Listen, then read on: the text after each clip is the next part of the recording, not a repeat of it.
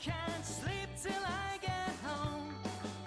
It's colder than you think, so hold me tight. The games we played as children often replicate in adolescence. Years on, you spin me round and round. We're dazzled by this notion that we're blinded by pure devotion. It's hard for them, it's easy for us.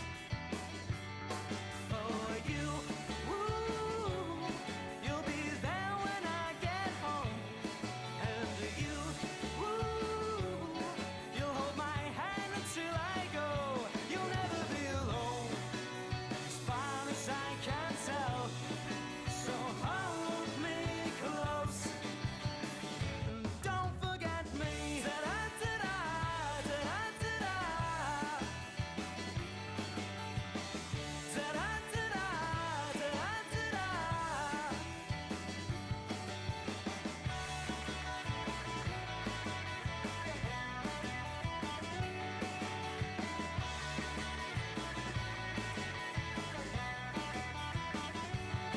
Oh, you, woo, you'll be there when I get home. And you, woo, you'll hold my hand until I go. You'll never be alone, as far as I can tell. So hold me close, don't forget me. Da-da-da-da, da-da-da-da. Don't forget me. Da-da-da-da, da-da-da-da. Don't forget me. Don't forget me. Don't forget me. Don't forget me. Don't forget me. Don't forget me.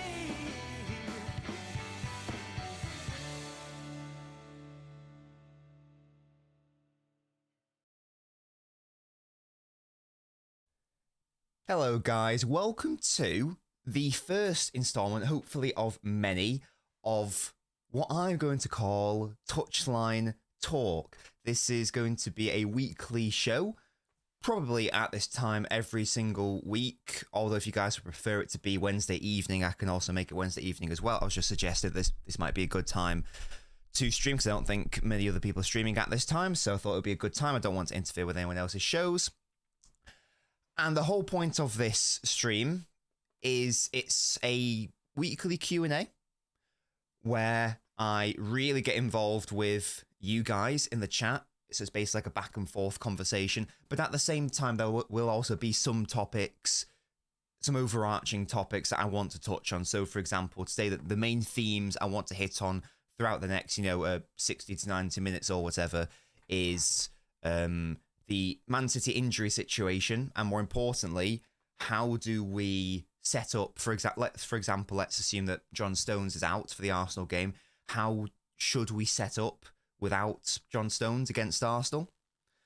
I want to touch on the Arsenal game itself, just briefly doing like a preview of it, for example.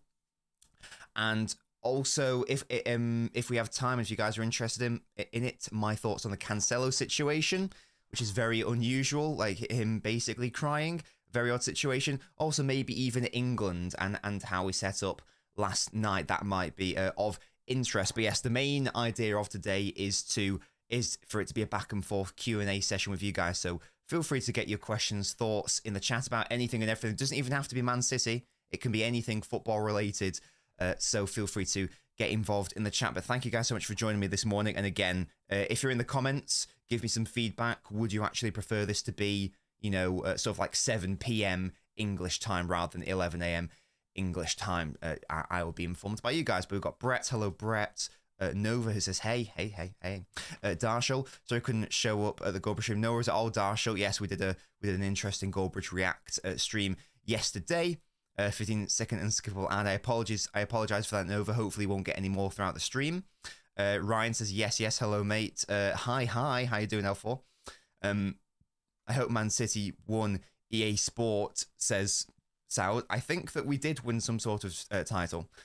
Steve says, I hear Akanji is injured. Is this true, or is that a rumour. I think it is correct. They did pick up a slight knock, but I think that the general sentiment is that he will be available for the Arsenal game, and now says he loved the Goldbridge video. Thank you guys so much for that. Well, speaking of that injury, shall we actually, because that's quite a good little segue, shall we actually begin by discussing the Man City injury situation, and subsequently, how should Man City be setting up, how should we be setting up against Arsenal?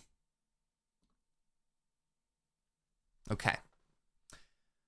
So, this is my tactical board, as you can see. Now, this team was actually how we set up against Arsenal with Onana for some reason. So, let me just change that. And in fact, just for completeness, I will change that to... No, I won't change that to Arsenal. No, I can't be bothered. Right, so, in terms of the players we actually have, we are going to assume that Kyle Walker isn't available for argument's sake. We're also going to assume there is no John Stones, so he's not available. I'm going to assume Akanji is available because he apparently is available. Now, the way to think about this, guys, essentially, is how do we best create the 3-2 shape? The way I'm sure most of you guys are City fans. I'm sure you already know this, but let me just briefly discuss it. The way the shape is created is we either get a defender into the midfield, the double pivot alongside Rodri. Think of Rico Lewis or John Stones or Akanji, or we get a defender out wide. So mainly think of Kyle Walker going to right wing. That allows whoever's playing right midfield to tuck in. That's how Foden's been allowed to play midfield so much this season.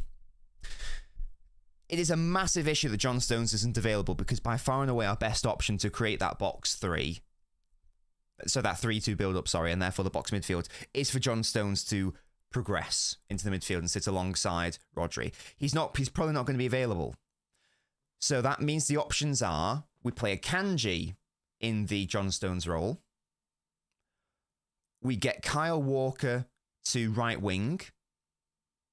Sorry, we can't get Kyle Walker to right wing because he's injured. That's what we could have done. Conversely, we could get Gvardiol to left wing. That's another option. Or we get Lewis there. Now, the Akanji one, I don't think that we should be doing that. Akanji has been fine in the John Stones role, but he against a team like Arsenal, that is not what we need at all. I love Akanji a lot, but he's not John Stones. You can't do that role against the best sides. So for me, that's not even an option. That shouldn't be a consideration. Rico Lewis would be, as I just named this player Rico Lewis. Now that could be interesting. That could be very interesting. I tell you what, because Grealish is also for contention, so we'll also get Grealish in this side. Now that is an interesting one, Rico Lewis, because he can obviously play this role to a very high standard, inverting from or progressing from the defence. That is an option. The issue I see with that, however, is that there's a risk that he's going to get physically battered on the ball and also maybe run over without it, whoever Arsenal's left winger is, for example. Martinelli, if he's fully fit.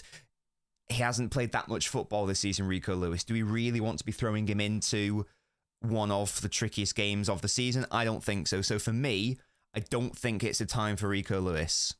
As much as I love him, I don't think it's the time. This, I think, is what I want to see. Kovacic must play.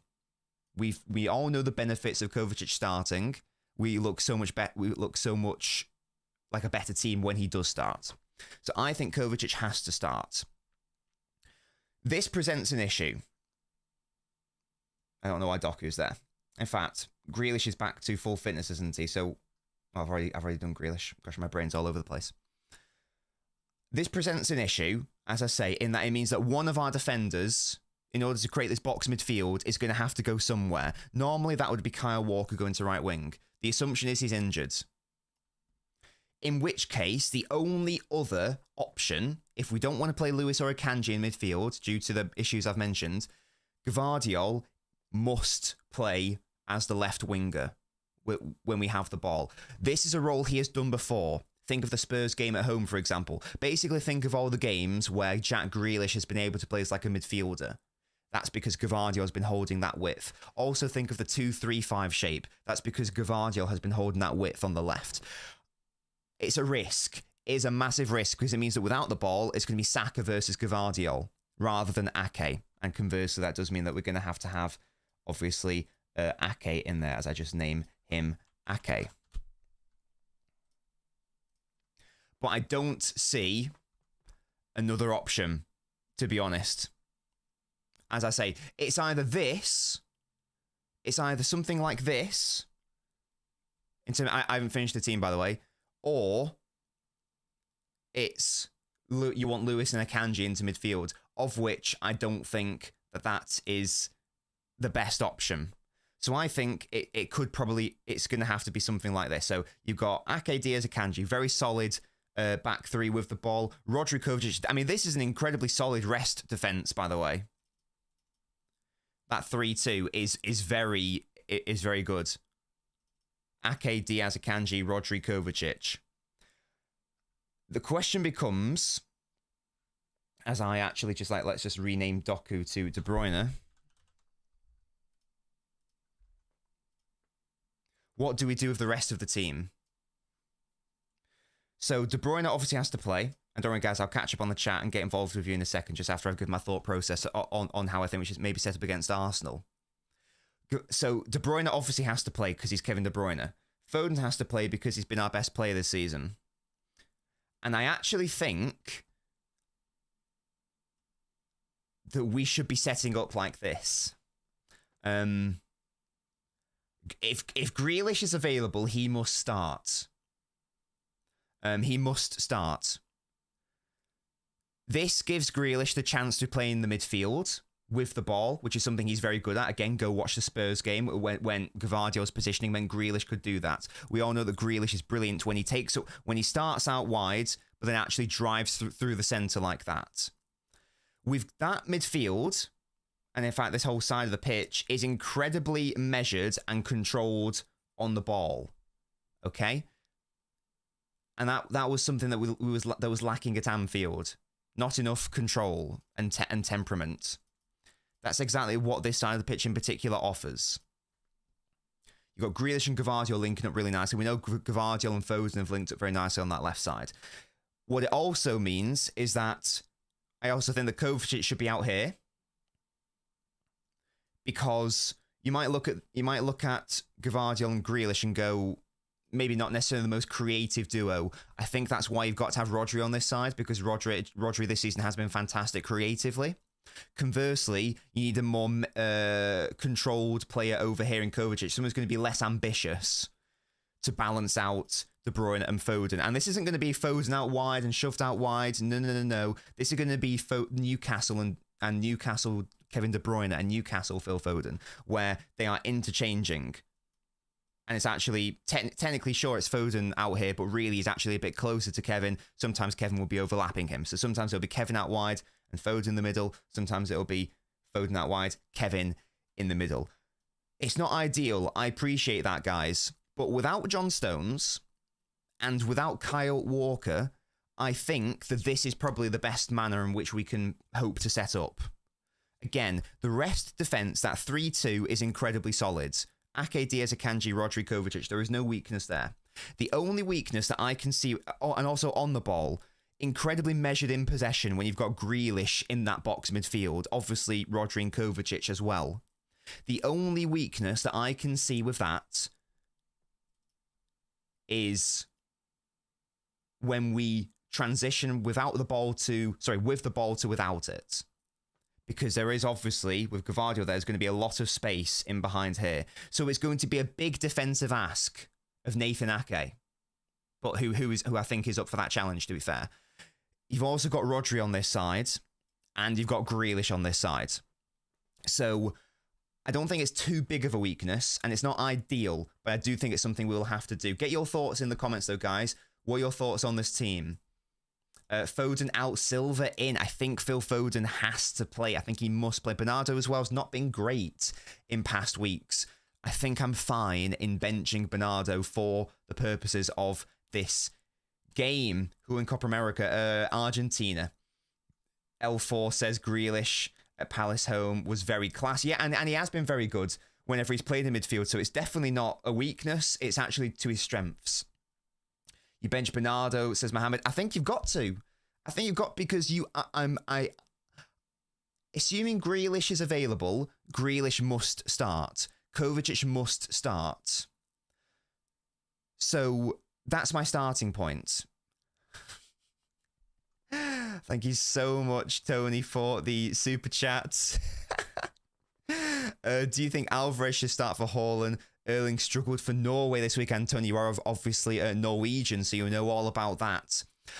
I think that you've got, and that's a great question, and we will get into how I think Haaland will be used in this game. So, short answer. No, Alvarez shouldn't start. Haaland will start. Long answer, I will get into in a moment, Tony. But thank you so much for your super chat. And thank you always for supporting the channel and for supporting Man City Food Bank. Absolute real one, Tony, you are. I was just about to ask whether Ginger Freud is. Yeah, don't worry. De Bruyne will play. Bernardo right wing, De Bruyne in the middle, says the Citizen. And you say, and that's absolutely fine. But then you're going to have to either play De Bruyne out of position, play him left centre midfield, or you're going to have to drop Grealish. And I think that for this game, we've seen we struggle without Grealish in these bigger games. I think he's got to play. Hello, Codus Cats. Stones is out, Samir. Yes, indeed. Big up to Hellboy. We start De Bruyne if he's fit, 100%. Since Russia needs a partner, better have Kovacic in the middle. Yeah, and I totally agree with that. Talk about Savia from Girona. Yeah, we can talk about that as well. Keep that question in mind for later. And everything about the Arsenal game screams a draw. Yes. And let's meet. So that's my team. Get your thoughts in, guys. What are your thoughts on that team? What changes would you make? Again, I think you've got to. I don't think you're going to be able to convince me that Grealish and Kovacic shouldn't start. So that for me, that's the starting point, and then you take it from there. So then you've got to think of you can't. I don't think you can fit in. Well, you can't fit in De Bruyne and Foden and Bernardo. One of them's got to sit out if you are starting Grealish and Kovacic. And I think in this game, without Stones in particular, that is a must. That is a necessity. Also, shout out Liam for noticing my little pop-up there. Make sure to like the video, guys, if you are enjoying it. Bigger Nobbins says, Minerals, Imo Walker should start. You need pace. Is his injury bad? I'm assuming he's not going to be able to be fully fit. So I'm not considering him, to be honest, Minerals. He limped off against Brazil. Is he going to be risk for the first game back? We've got Real Madrid to come as well, and we need him for that game. So I don't know if it's going to be feasible. Abandon the inverted stuff, but that's how we create the box midfield, Liam. That's what we do. So I doubt that's going to happen. Novice looks like no. It's supposed to be Pep. Agree. We need Kovacic in the middle to stop Ødegaard's created. Yeah, Ødegaard's going to be a massive threat. Yeah, Doku will not be starting, in my opinion. If Pep decides Grealish can only play minutes at the end of the game, will Doku come? I don't mind Doku coming on as an option. I don't mind him coming on as an option. Why not Foden left wing with Gvardiol and Silva right wing? So in which case you can't play Jack Grealish. You need Jack Grealish in this team, I think. Foden left wing. I wouldn't mind Foden left wing if Grealish isn't available, but if he is, then I think, in my opinion, you've got to play him. But yeah, let's go back to what Tony was saying about Haaland, and this sort of brings us into how will City prepare for this game, and how will we go about attacking Arsenal? I do think it will be a similar way to how we played last season. I wouldn't be surprised, especially with the John Stones injury. What I expect us to do is to bait the press a little bit more. And by baiting the press, commit more Arsenal bodies forwards to sort of build up in like a 4-2 shape. The reason why I think we should do that is threefold. One, it worked last season. Two, it requires less from your goalkeeper in terms of tiny details in respect of distribution. So Ortega will have to play. Edison's much better at distributing.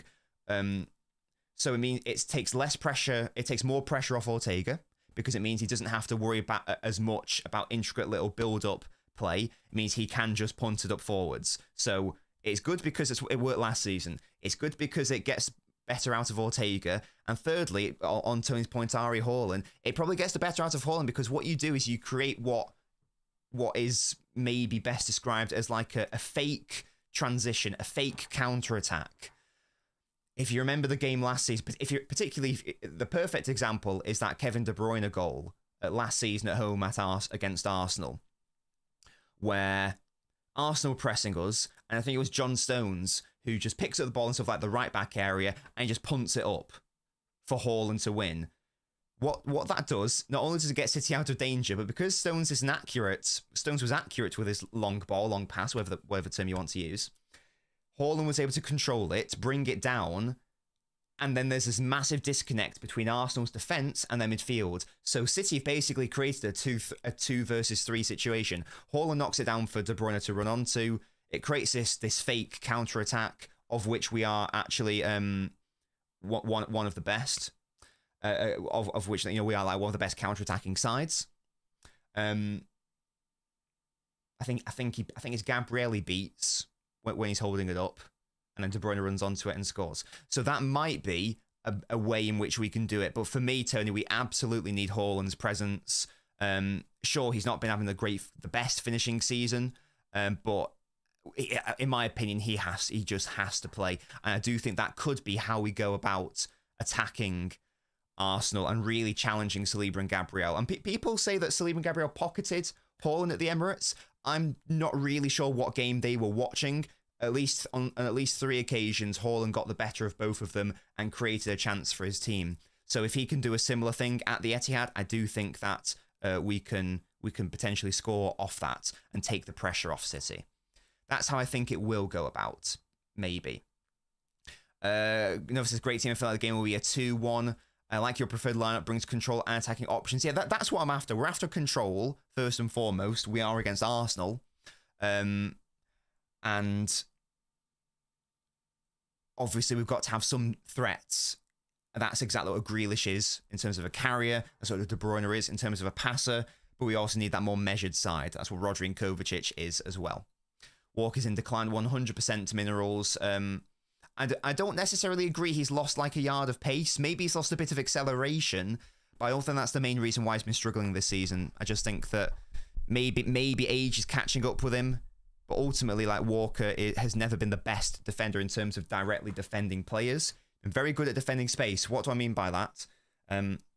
Think of the Vinicius matchup last season, or the Mbappe matchup in the World Cup against France, where he basically locked up both of those players. It's because those players were desperate to try to knock the ball past Walker and attack that space. That's Walker's bread and butter. Doc looked great for Belgium, hopefully be more confident. I'd love it if he came on as an option. I really don't think he should start. I didn't watch Yamal last night. Liam's a Liverpool fan, by the way, guys. You're just creating problems for yourself, though, because Saka's going to absolutely cook you when he's going to be one-on-one with a centre-back half at the time. Well, there would be scope, I'd say, to be fair, I think there would be scope for outside of the transitional counter-attacking situations. You could easily just swap Ake and Gvardiol to left-back and centre-back. Now, obviously, that's not going to work on the counter-attack, but as long as you limit those counter-attacks, I don't think it's that much of an issue. I think it's fine for that to happen.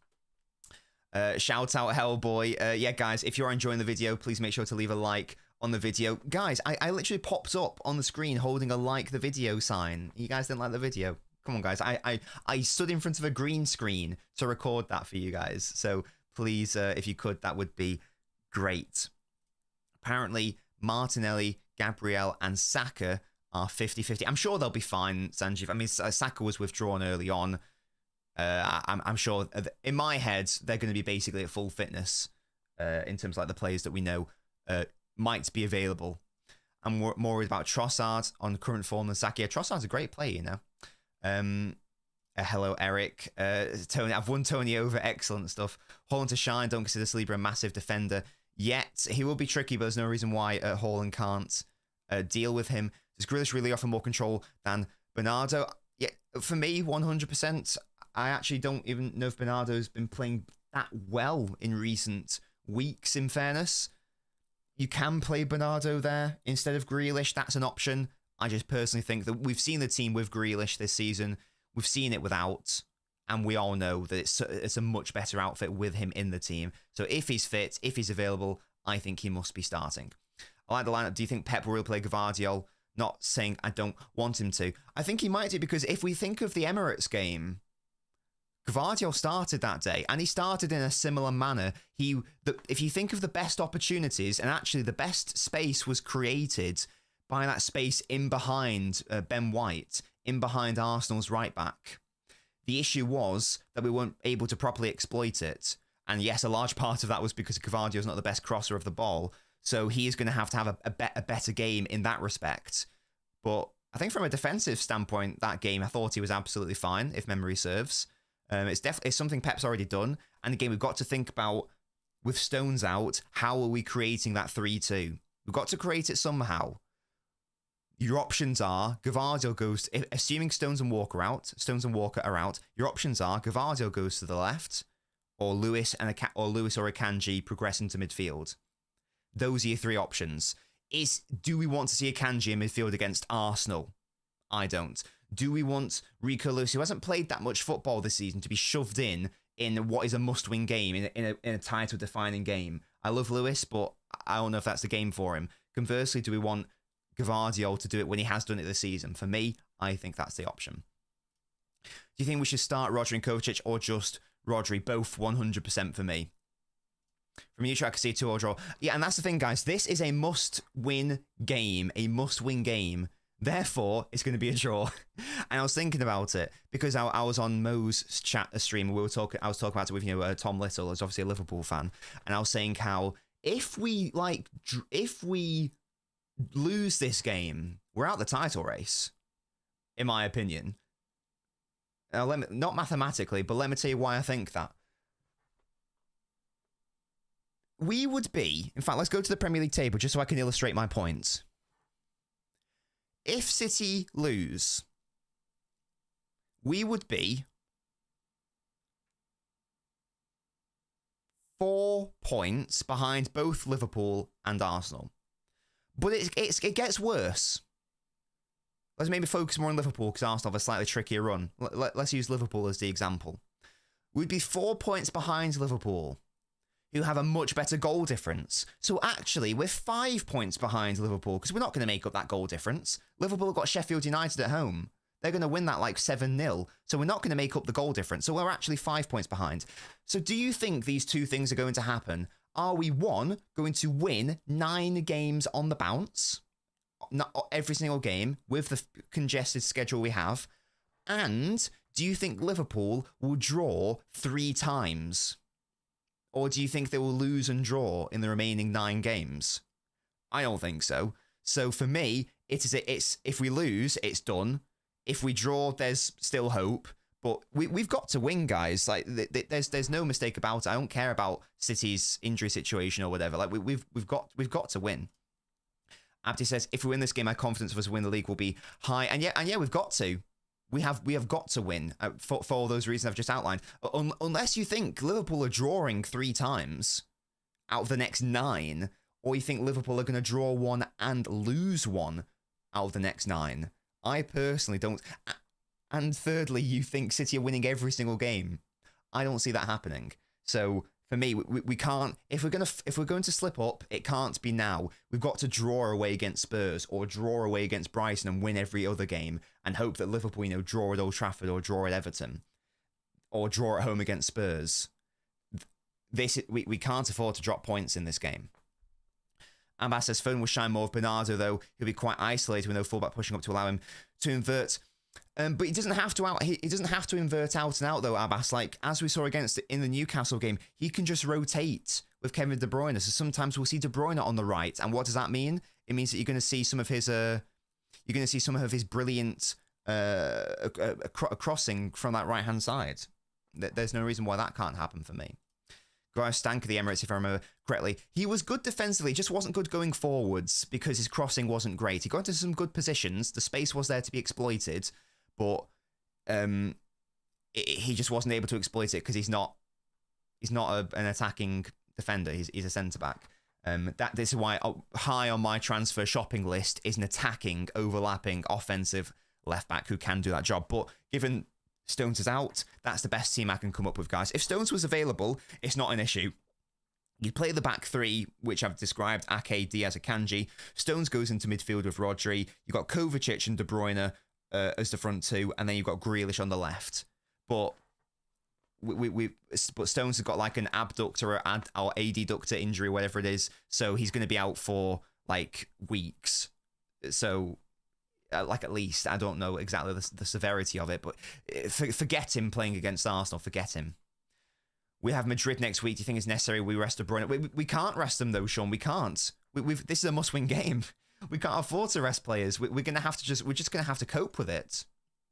It's starting Grealish straight away, not a huge risk considering the recurring injury. I suppose it is linked, but I guess there has been a long period between that injury. So I'd like to think that he's now back and available. I don't know how it works, but I'd like to think that he will be fine.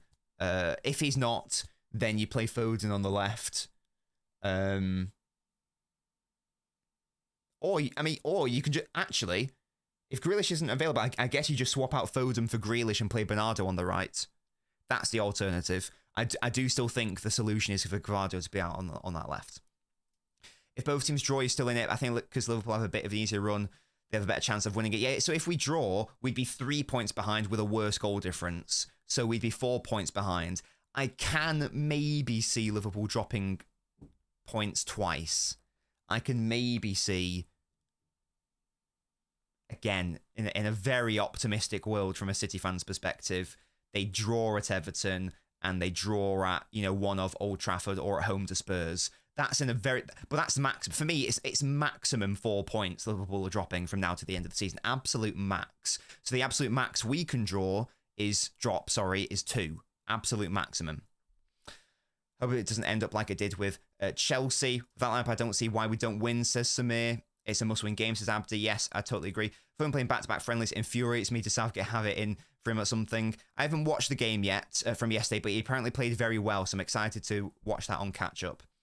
Must win, even draw it's over, says Mohammed. We touched on the Stones injury. What's the policy if we beat Arsenal? We will look. I think we will still be the favourites, even with Stones out. I think we will still be the favourites. We are at the Etihad after all. We don't tend to lose at the Etihad. It's just whether we'd win or draw is the question. Yeah, shout out Howboy. Make sure to leave a like on the stream if you're enjoying it. And also, guys, please give me feedback. Is this a good time to stream? Let me know in the live chat. Let me know in the comments as well if you weren't able to watch it. Is 11 a.m. a good time? Or would you rather it be like 7 p.m. in the evening? Please let me know. If we bottle it, blame November and December performances. Totally agree, Mohammed. Well, if we don't win, then I blame Pep. In the same way that I blame Pep for when we won the treble. Yeah, I give him his credit when he does brilliantly well for us. Obviously, if we don't win the league this season, it's all on Pep. To be honest, for the odd decisions that he's been making this season, as we've discussed many times. Doku's bad finishing. Yeah, he does need to improve his end product 100%. Yeah, if Akanji's out, I actually don't know what we do. If Akanji is out, what do? We would well, if Stones and Akanji and Walker are out, Rico Lewis is going to have to play because there's no other options. Gvardiol, Ake, Diaz, Lewis is what it would have to be. We need to press high and force them into errors, says Acumen. Yeah, I don't know if we're going to be that aggressive, to be honest. What position are we most in the summer? A 6-8 hybrid. I know Klopp's record at Goodson is bad. We've still got West Ham and Villa away. Villa away, that would have excited me if it was a few months ago. But Villa have sort of dropped off a little bit since then. So West Ham away, maybe. In my head, I'm not seeing Liverpool drop more than 4 points, to be honest. I hope you're right, though, Liam. I hope you drop more points. But in my head, you're only dropping maximum 4. So Steve asks why. We'll do a few more Q&A questions, by the way, guys, and then maybe we can get on to the Cancelo topic if that interests you. Just because I just want to give my brief thoughts on that situation. Why do you think Haaland has been as effective this season? Asks Steve. I don't really know, to be honest. I think this season, fundamentally, is just a bit of an outlier in terms of his finishing.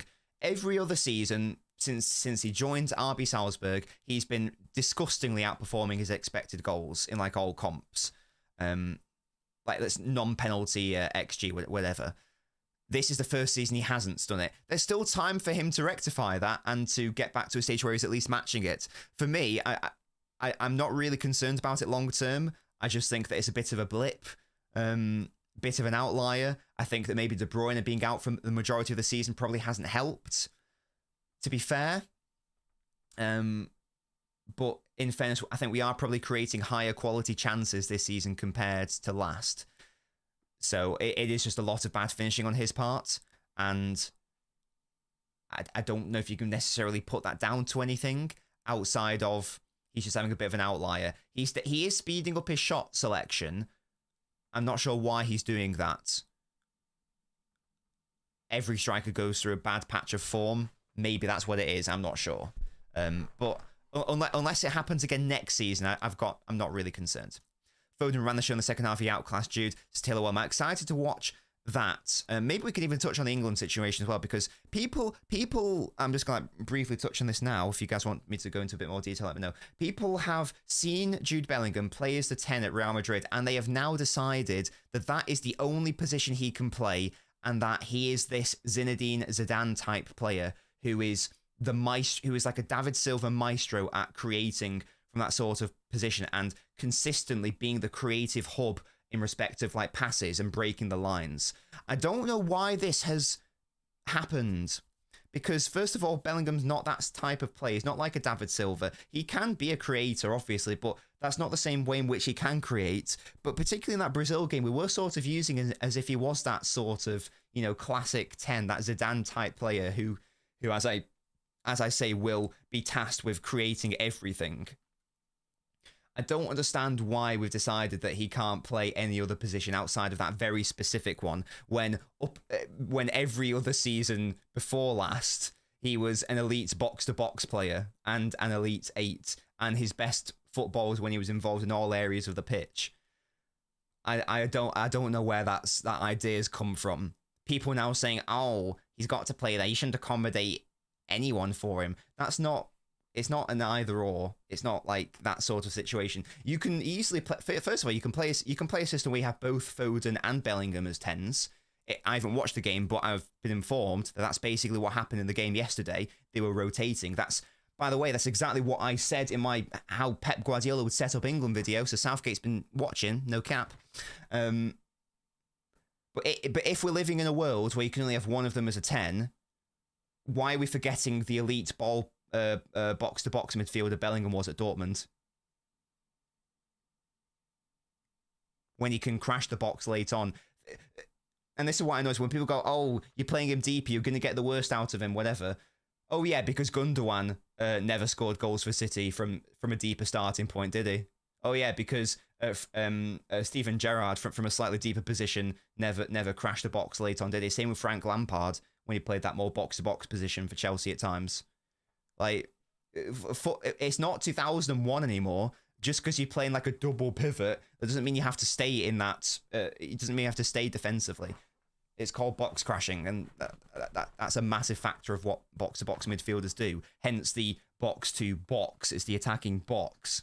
So if you can live in a world, if we're living in a world where you can only have one of them as the 10, you obviously play Foden as the 10 and Jude as the box-to-box player. Anyway. I know City fans want to keep winning, but surely you guys don't mind missing out on the odd title. Rob, yes, we do. What? That you never get bored of winning, mate. If it's a competitive league, anyway. Pep's stubbornness of shoehorning Alvarez in midfield can cost us. Look, I've not even considered if I see Alvarez on that pitch, then I was gonna say I won't watch, but I'll be at the Etihad, so I'm gonna have to watch. Then it's game over. There is no way that we win the match with Alvarez starting, unless he started at striker, like if Haaland's injured or whatever. No. Don't know why, but it's the first time in the last 5 years to be not confident about winning the Arsenal game. That's because Arsenal have been in very good form, and we've not been performing in recent games. People slamming Southgate. I think he was well within his rights to play Stones and Walker. I don't mind him starting them. I think that if they said they were available, they were available. It's on the players to say that they're not fit and to rule themselves out. So I'm not attacking Southgate for that personally. It's just unfortunate. Liverpool aren't going to let us win easily this season, 100%. If we win at Old Trafford and don't beat Arsenal, I think that's probably a near guarantee that it's our title to lose. Oh yeah, 100%. Yeah. Jude's a great player, but he has done nothing in the last 5 games for Real Madrid, says Abbas. Jude doesn't even play the 10th for Madrid. I'm not sure about that. Hey Nobbins, Arsenal fan here. Always enjoy it when you're on the terrace. Thank you so much for that, Christopher. Just wondering if you'll be doing a preview with an Arsenal fan. Yes, well, I'm actually doing many previews with many fans. I'm going on Hassam's channel later today. I don't know if it's an Arsenal preview, but we're doing that. I've been asked to go on Agal's channel Thursday evening. I've been asked to go on Saeed's channel Friday evening. And I'm going on Dan Potts' channel Friday afternoon at 2, I think that is. I've never met Dan before, so that'll be nice. So yes, I'm doing at least 4 previews, well, 3 previews with Arsenal fans. So stay tuned for that. It's a busy week. How do you think we would set up with Wirtz and Kimmich and Bernardo gone? I don't want Wirtz. I think that'll be a waste, personally, Abbas. A lot of false 9 this season too, says Phantom. I'm guessing that's on Jude. People have not seen Jude at Real Madrid. English fans don't watch Spanish football. They just see the stats. Well, Kula, hello, Evie. That's my cat. Educate me, Kula, or educate people. How do you think he's been playing? Because whenever I've seen him play, he has been playing as I say, not necessarily a creative, all-encompassing 10, more so as a player who's got 8s to support him, and he's able to crash the box and get into the box late on and score goals. Johnny will not be available. No. The main problem is Southgate can't handle fluidity in place. But that's the thing. Like it sounds like the game yesterday. We've got incredibly intelligent offensive players for England who can rotate. Like there was a really good Germany quote by, I think it was Wirtz, when talking about the fact that Gundogan, Musiala and Wirtz all played as 10s in that game. And he said, yeah, we just rotate with each other. Sometimes I was on the right, the left, the middle, because we actually played with 3 10s. We can do that with Bellingham and Foden. It's not this dichotomy of it's one or the other. We can definitely do both. Yeah, well, exactly, Rob. Yeah, and this is the thing. I was a City fan when we were rubbish, and I'm a City fan when we're good. And let me tell you right now, it's much better to be a City fan when you're good. Alvarez starts, Nobbins do the Poznan. Yeah, exactly, Chris, exactly. No, I love Hassam. Shout out Hassam. Yeah, I've never met Potts, but I've been told good things about him, so I'm excited to go on. How good will Madrid be with Mbappe? And this goes back to the Bellingham thing. I don't think Bellingham will be playing as a 10 when Mbappe comes to town. I'd be very surprised if that happened. I think the only reason he's being played as a 10, I don't think it's some sort of Ancelotti masterstroke. It's basically just because they don't really have a proper brilliant number 9 at Real Madrid right now since Benzema left, and and they couldn't get Mbappe. So this is sort of like a coping mechanism, like a short-term solution, in my opinion. So I don't see Bellingham being that 10, especially considering that the space he wants to attack is the space that Mbappe will also want to occupy, and Vinicius will want to occupy. So surely it's going to be Vinicius on the left, Mbappe up top, which I also don't really understand because Mbappe said he doesn't want to play striker anymore. And then you'd guess, obviously still Bellingham's got scope to come forwards, but surely he'd be a bit more reserved and not as an out-and-out 10. That's why I do think that people need to chill out with this whole Bellingham's only position is 10 and he must play 10 and anything else is stupid. I think it's stupid to think like that. We know he's an elite 10. We know he's an elite 8. So if you've got another player who's another elite 10 in Foden, but who isn't an elite winger, the answer is obvious in terms of how you should play. We should target Musiala, Hyacinth and Paquetá. Very different players though, Sanjeev. Very, very different players. Love Musiala, but I don't think he's what we need. I think Paquetá is what we need though. Hello, Eno. How are we doing? We love Alvarez left. No. Would Frimpong be good? He would, Paolo. He absolutely would be. Probably perfect, to be honest. But I think we should probably be focusing more on a left-sided player. Guys, what I want to touch on now, keep your questions and thoughts coming. Let me know, guys, if you're enjoying this. As I say, this is Touchline Talk. This is where Nobbins, that's me, hello, basically discusses the week's hot topics. And it's a Q&A video. as well. It'll be at this time every single week, 11 a.m., unless you guys in the comments would rather it be 7 p.m. British time. Just let me know, guys. The next thing I want to sort of touch on, because I feel like we've touched on a lot of the Stones injury, the Arsenal game, even a bit of England. But if you guys want to keep talking about it, feel free to keep your comments and chats coming in. Shout out Tony, by the way, for the super chat earlier. I briefly do want to touch on the Cancelo comments. I know that happened over the weekend, so maybe I'm a few days late to the party. I did discuss it on Mo's channel, but I still want to talk about it. And if you guys have got any other topics you want to chat about, as I say, feel free to mention them. Why? Why did he do that? History tells us that you should never try to go against Pep. There's only really one proper winner from those battles, and that's Eto'o. Outside of that, I don't think that there's ever been an example where a player's like spoken out against Pep and won. The main examples are Yaya Toure, Zlatan, and Cancelo. Now, Yaya Toure was washed as a footballer by the time Guardiola came to town. Yaya Toure was also a centre-back when, he used a centre-back a lot when Guardiola was at Barca. Obviously, there's never a defender thereafter. Zlatan is the most hilarious one. He leaves Inter to go to Barca. Barca have just won the Champions League. Inter proceeds to win the Champions League. Zlatan leaves Barca. Barca proceeds to win the Champions League. But he still wants to talk the most. If that was me, and I was basically you've done like the reverse Eto'o in terms of like winning and losing the Champions League, I'd be humble and I'd be shutting up personally. And it's the same with Cancelo. This guy was literally sent out of City, or demanded out of City, whichever way you want to swing it, in a period where City were struggling. Like a few months after, City win the Champions League, and the Premier League, and the FA Cup, the treble. Be humble, and be quiet. And also you got knocked out. His Bayern side got knocked out. So be humble and shut up, quite frankly. I don't care what happened. I don't care if you think you're in the right or whatever. If that situation happened to you, I'd be embarrassed if the team I left knocked me out of the Champions League and then proceeded to win the treble on my head without me. And if I lost my place to a 17-year-old. And if I lost my place to a centre-back who'd been struggling in like the past few seasons. That's my take on the situation. I liked Cancelo when he was a City player. For 2 seasons, in my opinion, he was the best fullback in the world. But you can't come out with those comments and just expect to get away with it.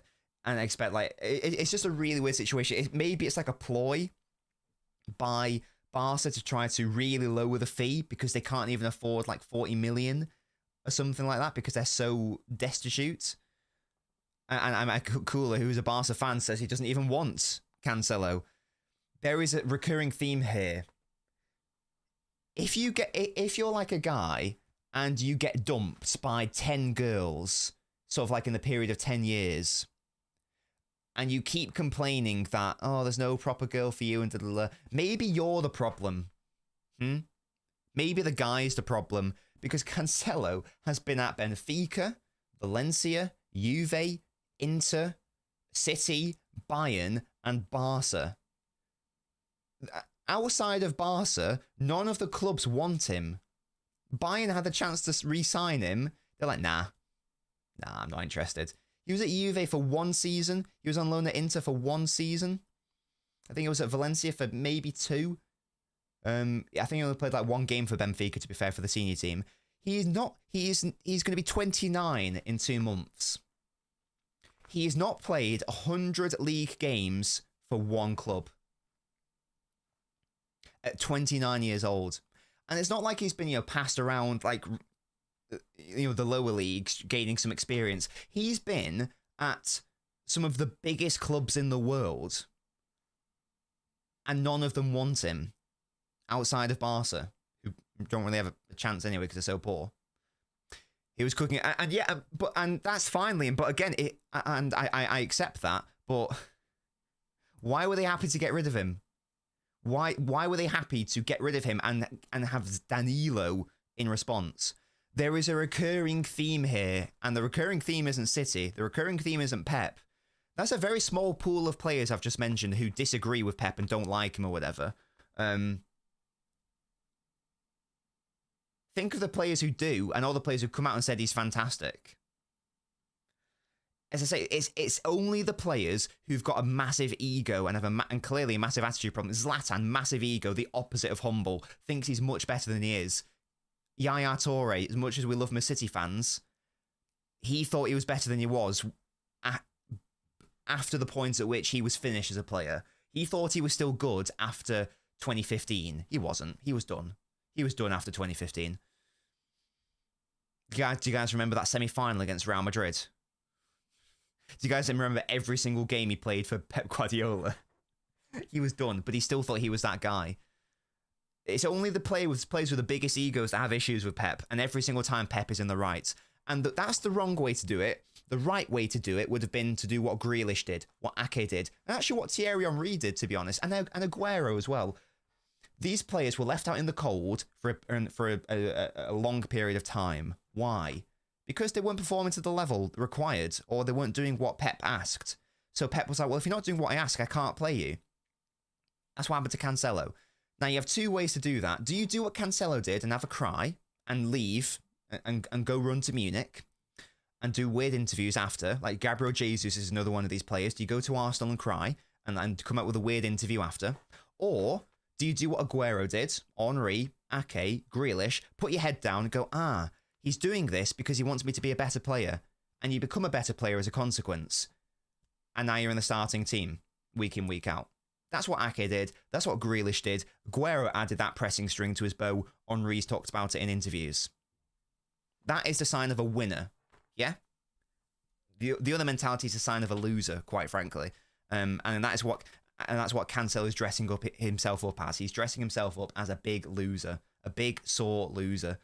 And that's a shame, because again, I was a big defender of Cancelo, loved him for 2 years, and now he goes and does that. Really, really weird player. Anyway, let me catch up on the chat. Bellingham could play 8, 10, and false 9, indeed.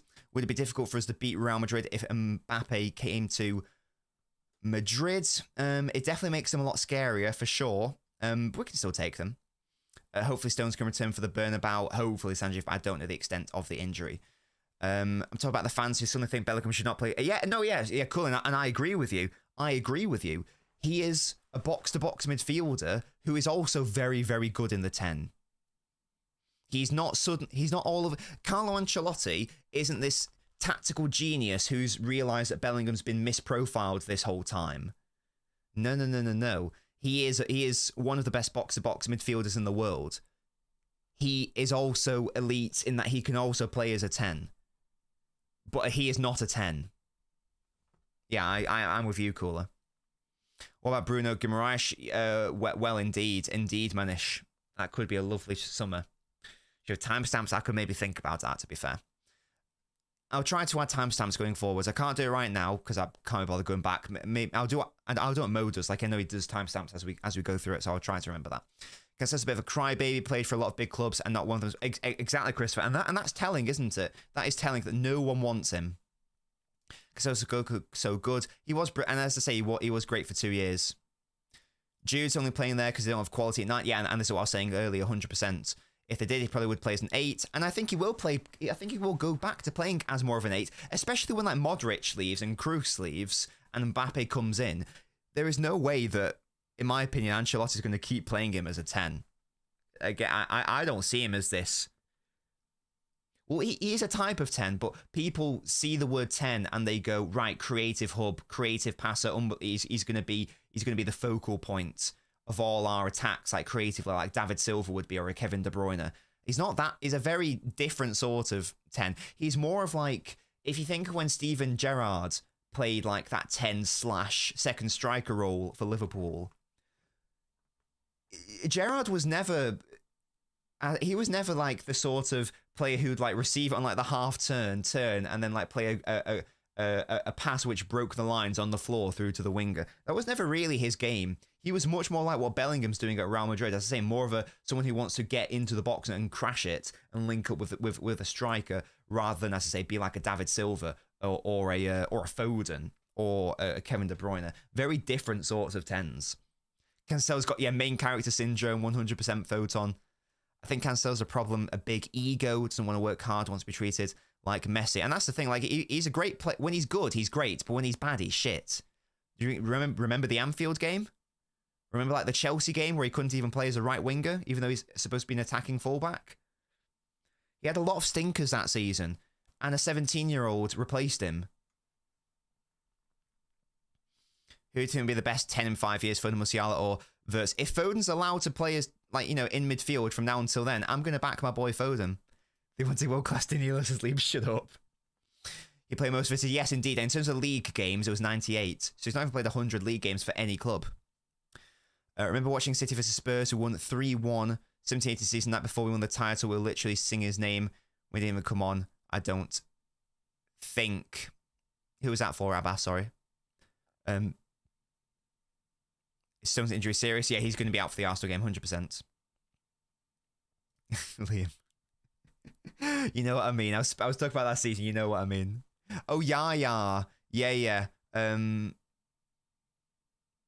Yeah, it's a shame. It's a shame that he had to fall out with Pep. It's also just a shame that he just deteriorated as a footballer post 2015. 13-14 was his last world-class season. 14-15 he was good. 15-16 he wasn't. 16-17 he wasn't. And yeah. Is there any best attacking full to start for City, also with good defensive attributes? I don't want Frimpong personally. I want a left back. Watching a Spain game, Rodri was cooking. Of course it was. That's Rodri. Would Alvarez lose the Arsenal game? I think he would, low-key. I think he would. If he's played anywhere other than striker, 100%. What about Akanji and Walker? Apparently Walker's out. I don't know about Akanji. I think Akanji's probably going to be fine. Hello, Shaf. Thoughts on the title race? I remember, guys, this is a Q&A video. I've covered the main topics I wanted to cover. I covered England, covered the Arsenal game, covered the injuries, covered the Cancelo situation. So if you guys just want to get some questions in about literally anything football related, that's what this stream is all about, engaging with you guys. Not just a super chat stream. I never want to become a channel where I only react to super chats. I want to try to react to as many people and speak to as many people as I can. Thoughts on the title race. Arsenal seem to have the most settled squad, but toughest fixtures. City seem very unpredictable. Liverpool have the easiest fixtures, but have injury issues. Yeah. If we beat Arsenal, my confidence will be restored. The Liverpool game really angered me, man. Not because we drew, because if he said like the day before, Nobbins, you're going to draw at Anfield, I'd be like, fine. That's fine. When I saw the lineup, that's when it annoyed me, because there's no way that we should have been failing to beat that Liverpool side in terms of like the massive injury issues they were having. And they just outplayed us. And that was really disappointing. And that's all on Pep for starting the wrong team. So if we can go back to normality and actually win at Arsenal, because I think every team will drop at least 2 points from now until the end of the season. I think City will do that. I think Liverpool will do that. I think Arsenal will do that. At least 2. In my head, there is a world where Liverpool can drop 4, as I say. So if we win, I can trick myself into believing that we'll only drop 2 points from now until the end of the season, and Liverpool will drop 4. I can trick myself into thinking that. So, but we've got to win on Sunday. There probably won't be a post-mortem after the Sunday game, by the way, because I'll be going to my family's straight after, basically. If I've got time, I'll try to squeeze one in, but I can't promise it, so it might have to be Monday morning. Why wouldn't Musiala be good for City, keeping aside Paquetá being a better fit, as you said? Because he's too similar to Foden. They're both very similar players in terms of what they want to be doing and where they influenced on the pitch. I don't think it's... So their profile is too similar. I don't think it makes sense to have two of the same players, basically. It makes sense to have different types of players. That's why Paquetá would be a better fit for me. So it's one... And the same with Wirtz as well.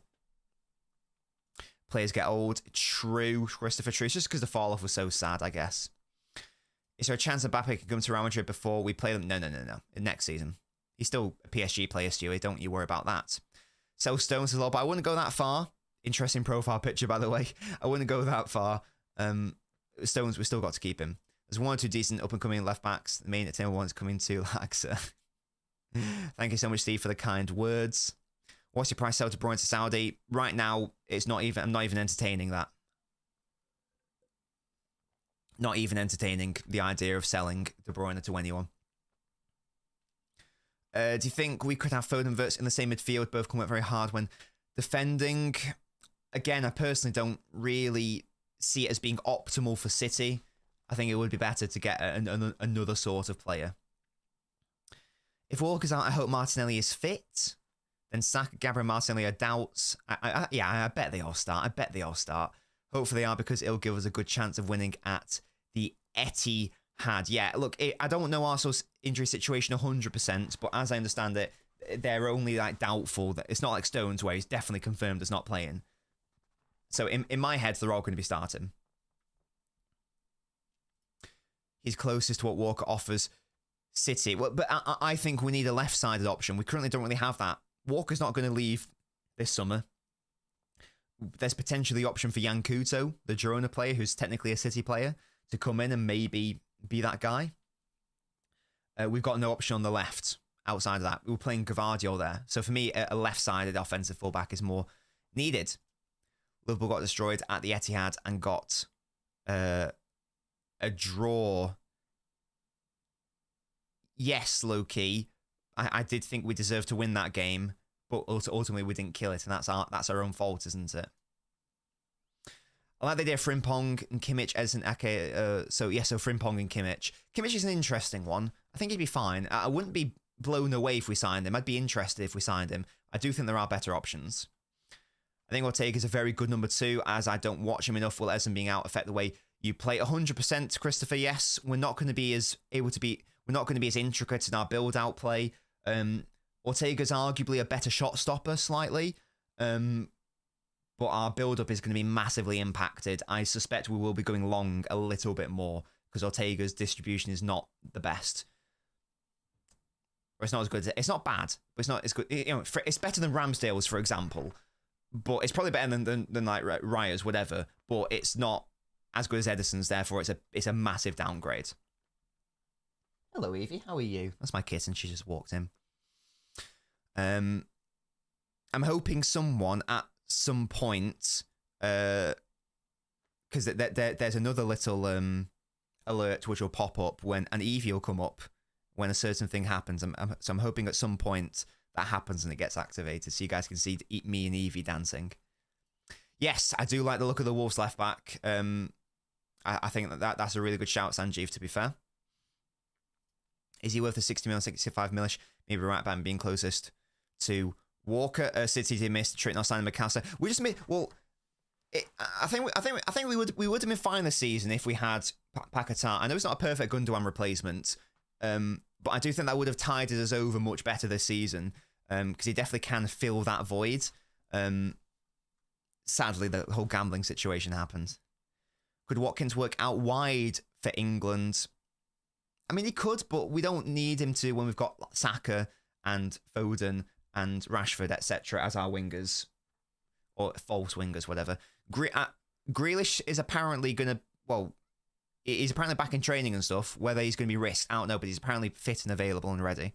Arsenal fan here. Hello, Theory Productions. Massive game on Sunday, 100%, mate. I think it's must win for both teams, matey. It's must win for both teams. Therefore, it's going to be a draw.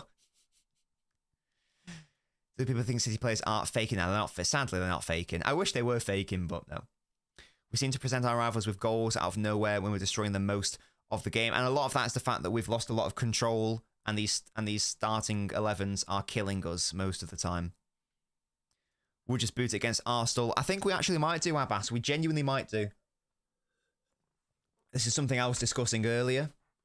That is a very reasonable strategy to expect from City.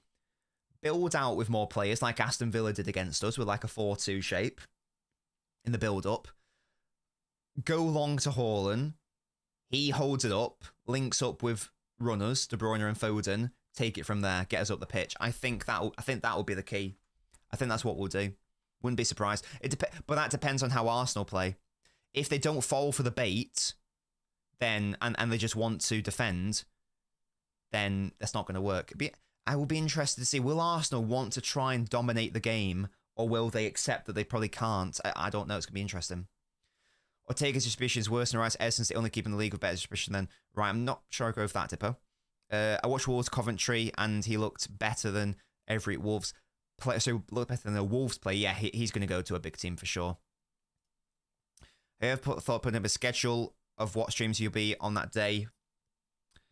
Well, Steve, there is a schedule in our Discord server, which gets put up every single week. So if you guys want to join our Discord server, you can see the schedule there. The Discord link is in the video description. But every single week we're going to have this show, so you guys always know I'm here at 11 a.m. And then the post-mortems are always either going to be straight after the game. And I'm gonna try, if I'm doing it the day of, I time it after LB's. Hello, Evie. I time it after LB's player ratings because I don't want to interfere with that. If it's not the day of, it'll be the morning of the next day. Gundogan's massive for City. I think Mahrez is the bigger miss. For me, it's Gundogan. Mahrez didn't really play too much towards the end of the season, especially. Gundogan's very versatile. For me, it's Gundo personally. If Walker isn't playing next game, can lose, replace him the whole match. We'll go back to the lineup one more time, guys, as Evie's just popping off behind me. But for me, I don't think you play Lewis. I think you've got to play Gvardiol as that, as like the left winger, left wing back, whatever you want to say. Evie, what are you doing, mate? There we go. That's how I would probably want to set up personally. If we don't win any of the main trophies, do you think there'll be a clear out? I think this is going to be a big transfer window. Seriously, in terms of incomings. In respect of outgoings, Cancelo, who we've discussed, Phillips, I think Bernardo Silva's going to go, in which case we need at least 2 players to replace him, and maybe even Sergio Gomez as well, because I don't really know what he's doing here. He's just not playing. I don't really see a future for him, so either a sale or maybe a loan, just to see if he can like do something elsewhere, because he doesn't seem to be trusted by Pep at all. So I think those players will go, and then we need to bring in at least 4 players, maybe 5. 5 if Walker leaves, at least 4 though. Even if Walker doesn't leave, because if Bernardo goes, we need 2 players to replace him. If we still haven't replaced Gundogan properly, and we need a proper attacking outlet in the fullback area. John Stones is indeed out. Yes, he's injured. Roy, respect Evie. She pops up when there's a super chat of between £1 and £4.99, I think. Or is it 5? Or is it 4? Is it 5 and 10? I can't remember. Let me have a look. Let me just see. When does she pop up? Between 2 and 9.99. There you go. That's when she pops up. Respect Evie, guys. Respect her. Would City take Robertson from Fulham and let Rico Lewis leave in return? Would City take Robertson from Fulham? I don't want Robertson. I don't want him. Yeah, featuring the cat. Absolutely, Chris. Absolutely. Guys, please make sure to leave a like on the video if you are enjoying it. We've been live for just over an hour. We've been live for just over an hour. I really hope you guys are enjoying it. We've got over 100 people watching, which is fantastic. Thank you so much. Please leave a like. It really does help support. We'll keep, if you guys are still enjoying, we'll be live for like another 15 minutes or so, I reckon. Unless you guys get bored. Hopefully don't try and get. Who is that, Liam? I don't know who that is. Bernard should start and Foden central, says Loki. I don't know if we're going to have scope for that. Is Edson available on Sunday? No, he is not. Hello, Linny. Tommy tweeted about a possible swap and 50 million between Bernardo and João Neves. Now that could, because I know a lot of City Twitter users who I respect have been really suggesting João Neves. So if they're suggesting it, I haven't looked into him. I haven't looked into him enough myself yet. I will do if we get more linked with him. But I trust their judgment. So that would be very interesting. It's him or Bruno Guimaraes. I would be happy with, definitely. And if it means getting Bernardo out and he finally gets his wish, then I think that would be good for all parties. Oh, the Bournemouth left back. Oh, I see. When's the next live stream? Asks Squeak. Well, guys, we actually stream a bit more often on Twitch. If you aren't following on Twitch, I don't know what you're doing with your life. It's LNobbins on Twitch, same as my YouTube username. It's watch-alongs over there. It's also gaming streams. So tonight we're doing a bit of Football Manager, for example. And it's not just me playing the game, ignoring the chat. I get involved in the chat, so you guys have got questions or comments or thoughts about anything, or just want to have a bit of banter, come over to my Twitch. It's LNobbins. The link is in the video description if you want even more streams from me. They're usually in the evenings. If we get Kimmich, where's that leave Nunes? And it's an interesting one with Nunes because I feel like one of Nunes or Kovacic will probably have to go in that situation. Kovacic isn't a long signing anyway. He's like a stopgap, so maybe Kovacic will go, like not next season, but the season after. Nunes is still a very versatile player. I don't quite know where that leaves him. He might have to add another string to his bow. Oh, wow, I've just realised, why are my alerts absolutely shafted? Why are you over here? My alerts haven't been working all stream. Thank you, Stewie, for following. I don't know why that was a thing. Oh, you want to see my little pop-up with the like thing on this scene, then? What an L. Abbas, when I did play, I was left back because, let me tell you why. I am awful at shooting outside of weak foot volleys. I can't shoot for shit. And I'm actually very good at crossing, to be fair. I'm actually quite good at that. I'm also very good at running up and down. So I don't claim to be good at football. In fact, I'm quite bad at football. But I will give you 110% effort going forwards and backwards, and I can put a good cross in.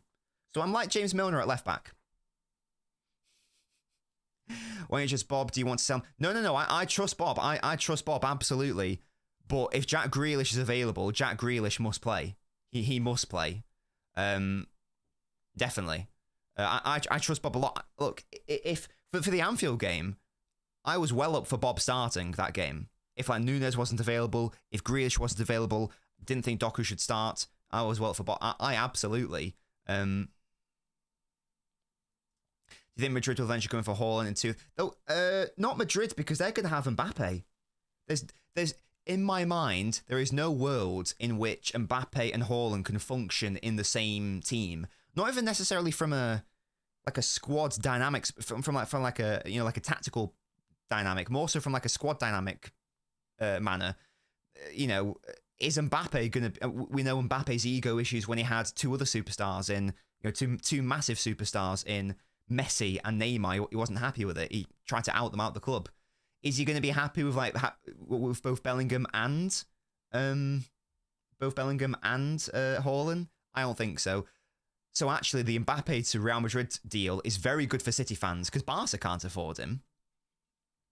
I don't think he's going to go to Bayern with the whole Dortmund connection.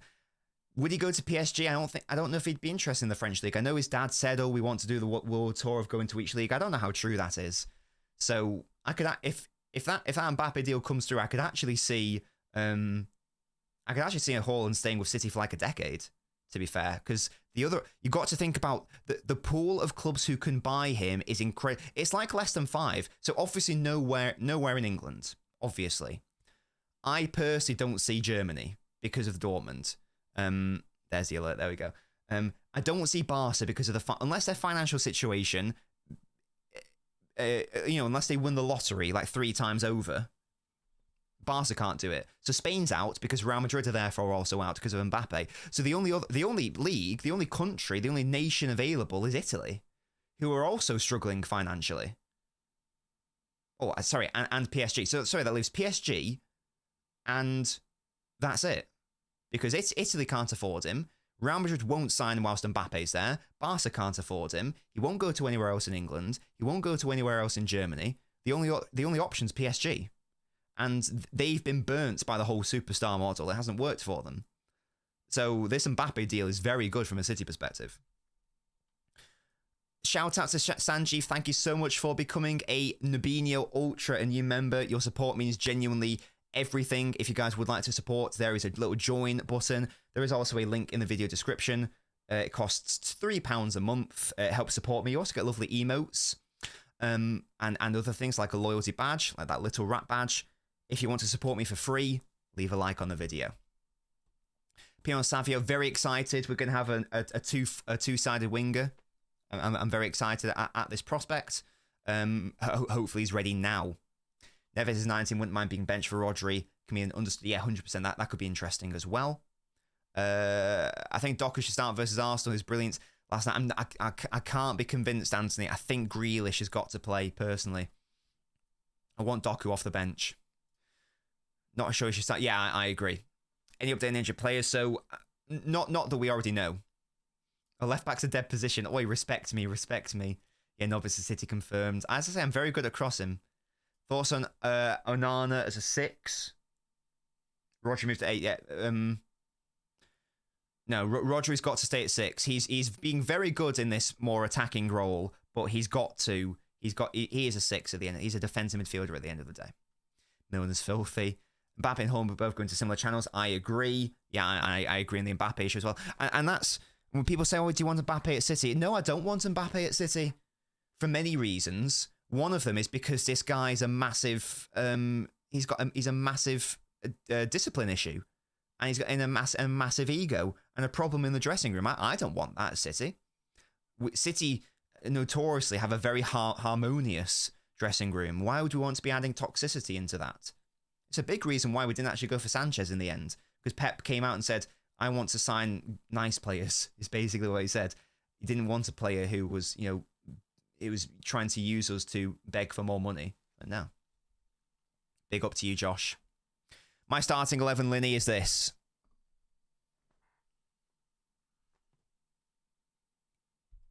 This is what I'm going for.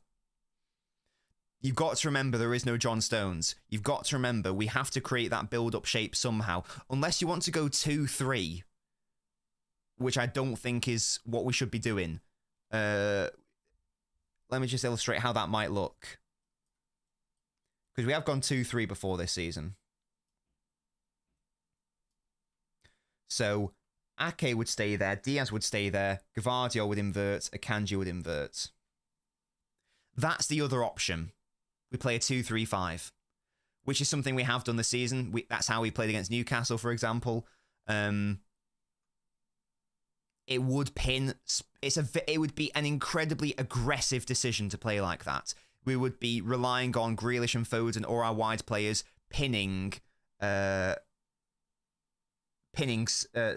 Arsenal's wide players and fullbacks back.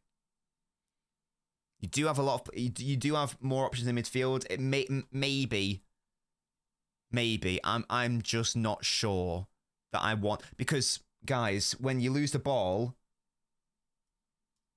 and your players are out here, look at these gaps. That's the weakness of this system. Every system has a weakness. This is this system's, and that for me is just too much. We've struggled with defending transitions this season. Do we really want to do that? No, Bernardo, Linney. Well, no. Well, for me, it's Bernardo or Grealish. You can't play both. So I don't want to do the 2-3. That's why I want to do the 3-2, and that's why for me it would be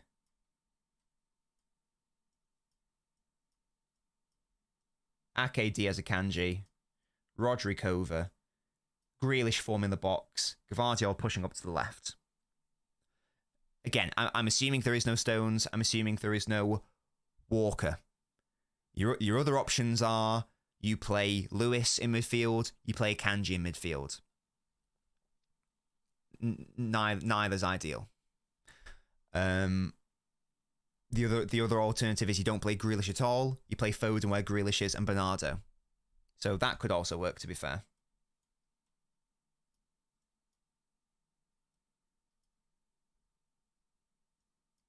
That could work as well. But for me, that's a bit too attack heavy for Arsenal. I don't know if we should be starting with that system. I think Grealish should be starting personally, but we'll see. We'll see. I wouldn't be upset with that because it means you get Foden and De Bruyne in the middle from the get go. Just don't know whether it's ideal. Has to be Real Madrid unless Barca activated their levers, and yeah, they'll never be able to afford him. And as I've said, it can't be Real Madrid for Haaland because Mbappe's there and Bellingham's there and Vinicius is there, unless they sell Mbappe or sell Bellingham. For me, there is no world in which Haaland joins Real Madrid. Docker, was it indeed? I still wouldn't start him. For me, I really want to Kanji. Shut up, Liam, who's a Liverpool fan. Ideal back four. So I've just shown it, Ian. Yeah. What do you feel about Rafael Leao? Superstar. I don't think we can touch him. I know footballers can't just do their job and get on with it. Teams should have no superstars, only hardworking players. But ego's a thing, though, Abbas, in this industry. Ego's a thing. Wouldn't Martinelli and Saka get a lot of joy from that? And that is the weakness. Certainly if you play the 2-3, that's the weakness. It's not an issue on the right because our defensive shape would be fine. It's more so on the left. Angel, that's not true, mate. You could start Foden on the left. You just wouldn't be able to play Grealish in that case. That's all. We shouldn't start the game like that and maybe finish the game. Yeah, yeah.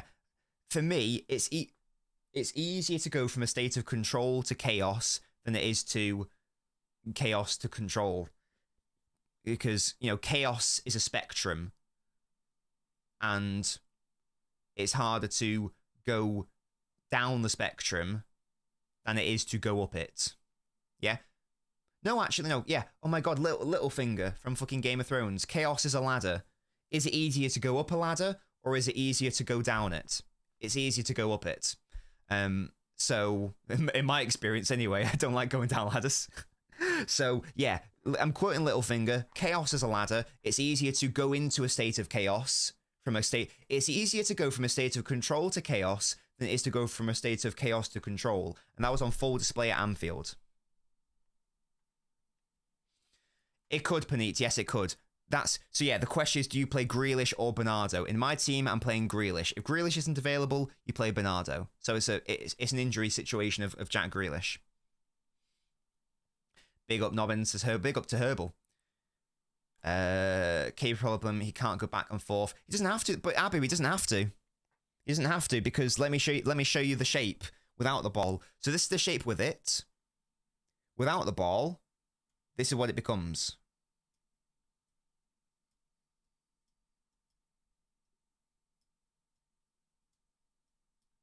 There you go. 4-4-2, which is what we do without the ball. Yeah. This is fine. There's no issues here. De Bruyne doesn't have to do any running. That's why this is why it's vital to play Rodri. I feel like without the ball, we need Rodri and Cover in the pivot. You've got hard-working wingers in Foden and Bernardo. If you want to, in settled possession, you can swap Ake and Cavadio around. That's fine. That's not an issue.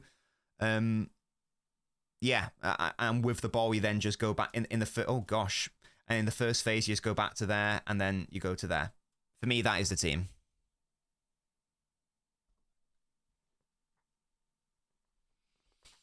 You're right. The defense will look stronger. Yeah, exactly, Lenny. Would you say Pedri? He wouldn't be ideal for City. That's the issue. Next, yes, I am. Opinion on Kyle Walker doing so many interviews.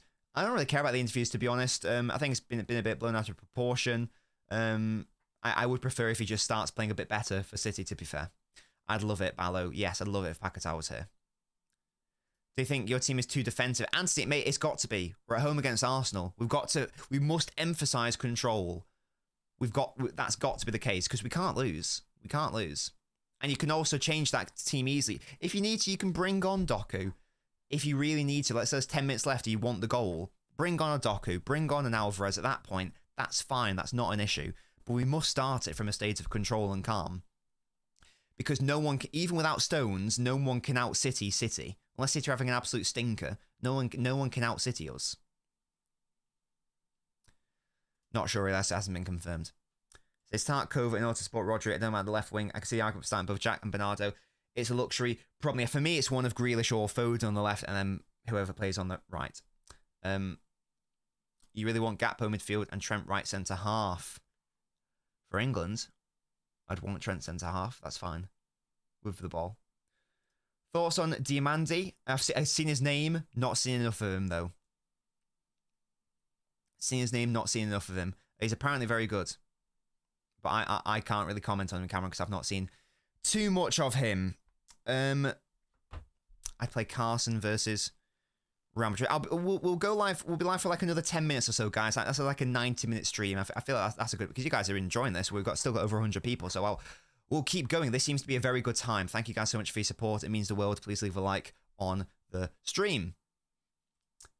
Yeah, exactly, Lenny. 4-4-2 defense, 3-2-5 offense with the ball.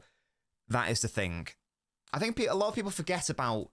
Lots of people don't think about the off-ball shape because, like, for example, when I did my England video, and I said, if you guys haven't seen that video, what are you doing? It's a very good video on how I think Guardiola would set up England, and I said, well, if this is going to be in the midfield, you're going to have a defender.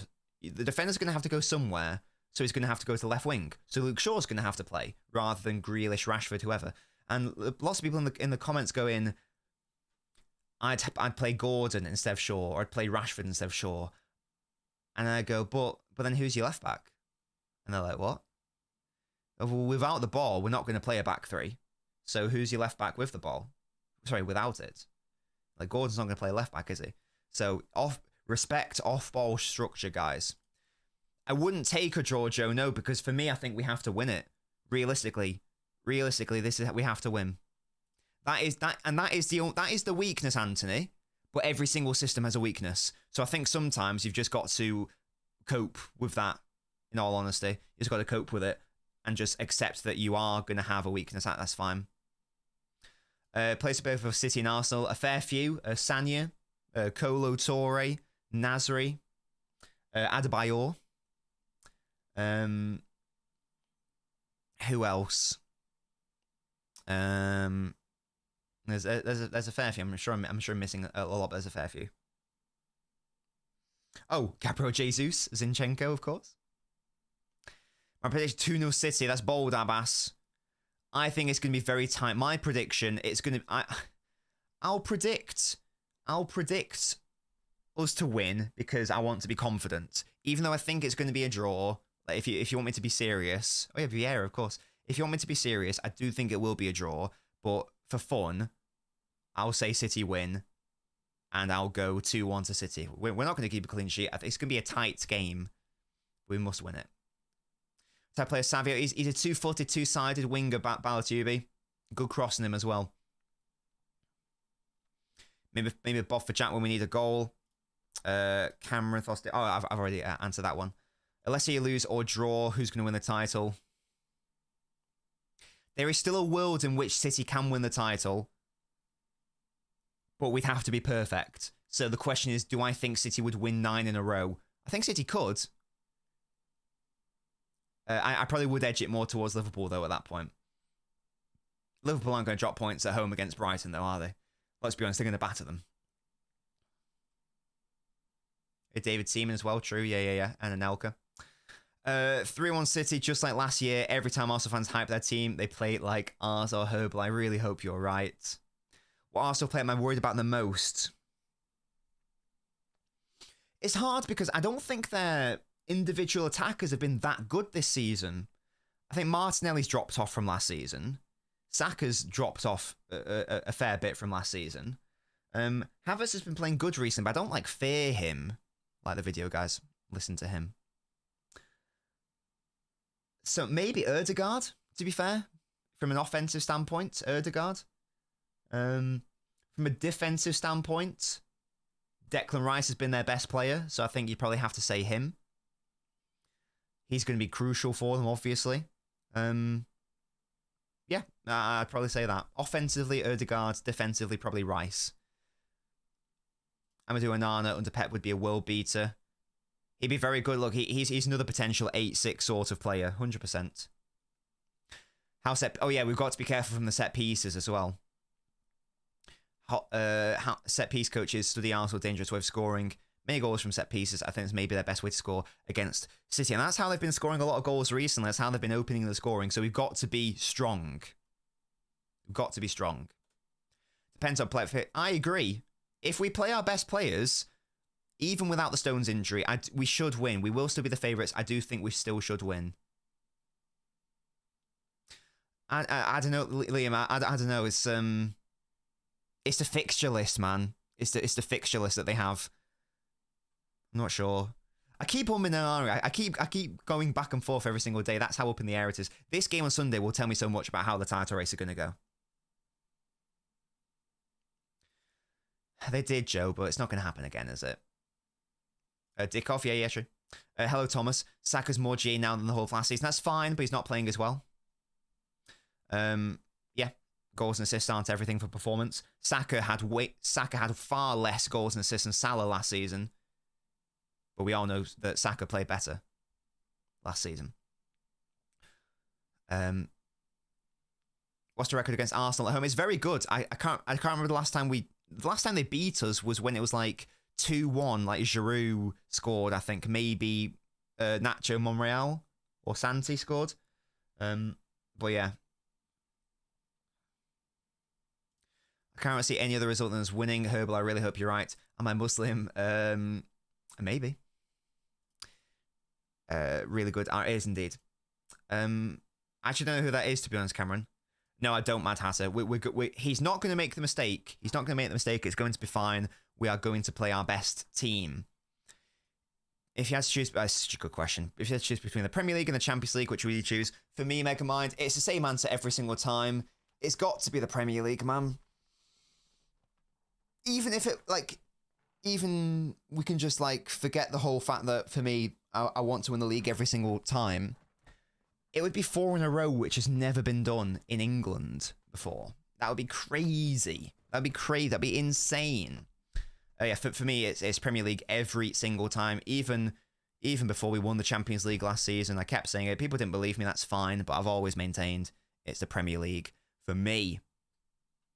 I am sorry with what I have seen this season. City will be lucky to get a draw, potentially Kula. It's got to be a big performance from us. If our players play how they should play, then I think we win. If Pep sets us up in the right way, we should win. The issue is we've been set up in the correct way, in my opinion, in these big games twice in the league, and that was once. I don't think we set up correctly at Old Trafford. Oh no, we did because De Bruyne was still out then. Okay, I'll give a pass for that. Yeah, in my opinion, we set up correctly twice against the Big Six opponents, and they were both the United games. In one of them, Alvarez didn't start. In the other one, he was the worst player on the pitch for City, but who cares? Because United are rubbish, so who cares? It didn't matter. We could just dominate them. It didn't matter having a striker in midfield. Every other big game, he's not set us up properly, in my opinion. The 2 Chelsea games, bad. The Spurs game, bad. 2 Liverpool games, bad. What other big teams are there? Maybe I've named them all. Yeah. Not good.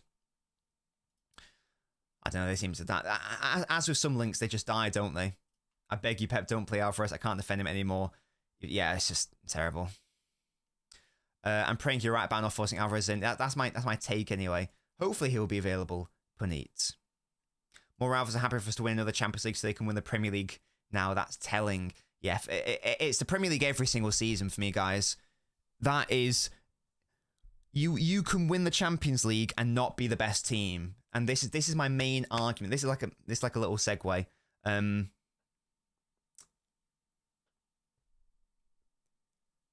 For like the last, I don't know, So ever since I've been doing content creation, which is like when I started doing TikToks, like properly, like 3 or 4 years ago, the question has always been asked of me, would you rather win the Premier League or the Champions League?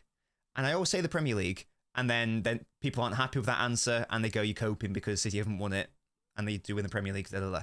This has always been my logic, and it was my logic when City, and this was my thoughts when City were bad as well, and we had no chance of winning either. The main reason why I would rather win the Premier League than the Champions League is because you don't need to be the best team to win the Champions League. There are many, many examples of a team winning the Champions League whilst not being the best team. Many examples. Liverpool in 2005 were not even the third best team in England. Porto in 2004, I'm sorry, were not the best team in the world that year. Chelsea in 2012 finished 5th in the Premier League. They weren't even in the top 4 best teams in England that year. Chelsea, when they beat us, finished 4th. They were not even like the top 3 best teams in England that year. There are a number of examples where the best team doesn't win the Champions League. There is no example where the best team that year has not won the Premier League, however. And I want my team to be associated with being the best team because I want that as a bragging right. I want to be the best team. I don't want to fluke my way through a tournament and get a nice, pretty trophy at the end of it. I want to be the best team and I want to deserve that trophy. Yeah, 5th. Yeah, exactly, Liam. Yeah. So hence why it was very impressive Liverpool won it in 2005. Obviously, I'm not trying to take it away from them. It's very impressive. But it would be stupid for people to say they were like the best team in Europe because they weren't even like the top 4 in England. Hence why it was very impressive for them to win it. So that's my take on it. If people want to disagree, that's perfectly fine. But it does annoy me when people tell me how I think. And people go, and you cope, and you really want the Champions League. I'm like, no. Other fans might be doing that. Maybe other City fans were doing that to cope. But I've always maintained that has been my thought process. Again, because I want to be associated with being the best team. League always Douglas couldn't say it better myself. Hello, Jordan. How can you say that you should win? That's not how football works. Show respect. I think that's a bit of a silly comment, Jordan, so I don't even know if I really want to engage with it. Because I think that's a bit aggressive and argumentative. I don't really want that to become that vibe of this stream, to be honest. Arsenal game 1-0, says Joe. Hopefully not. I still think Stones will play. He looked all right. He's apparently got an abductor injury, mate. It's not going to happen. To help go into the terrace. I don't know what that means, Luman. Surprised you don't know more about Dean Mandy, something you'd be salivating over. I've heard a lot about him, Cameron. I've heard a lot about him. For me, it's the Champions League. I get it. If you want the Champions League, that's absolutely fine. For me, it's the Premier League. I don't mind what people think. It's just when people tell me what I think. That's when it annoys me. Because I know more about what I think than other people. You get me? Real Madrid have even won the Champions League when they weren't. Exactly. Look, when Real Madrid won that 3-peat, this is why. I don't know if it's a controversial thing to say. That Real Madrid team is incredibly overrated, in my opinion. They won 3 in a row, very impressive, but they weren't even the best team in Spain in that period. They won the league once in that 3-year period when they won the Champions League back to back. So I don't know how much weight I can put on that team being like, like people were trying to put that team into the, Pep's Barca conversation. It's like they won 1 league title in that period of, that 3-peat period. I think it's I think it's a really overrated achievement, to be honest. I know that might be a very controversial thing to say, but I don't really mind. I think had they won more league titles, I'd be really interested. But the fact they won 1, 3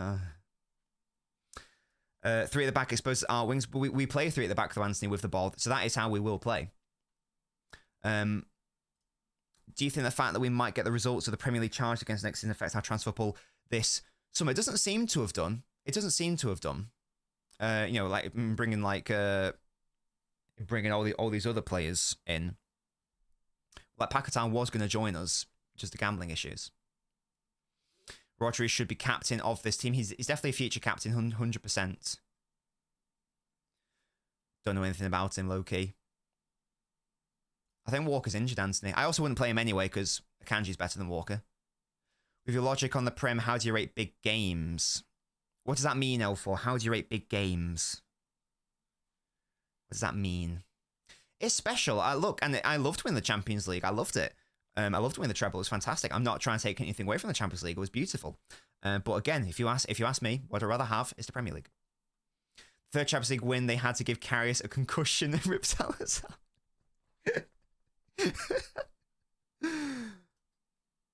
What would be your contribution in making more young fans for Man City? The team makes fans. It's the team which makes the fans. The reason why there are so many Man United fans in the world, and why there were so many young Man United fans, throughout the 90s and the early noughties, is because of the success they had in that, in the generation above them. Because that's how football works. Success breeds fans. Trophies breed fans. If you are think about it, and that's why, like, now, especially in Manchester, you are seeing more and more young people wearing City shirts, more so than ever before, compared to, like, they're outnumbering United fans. Why?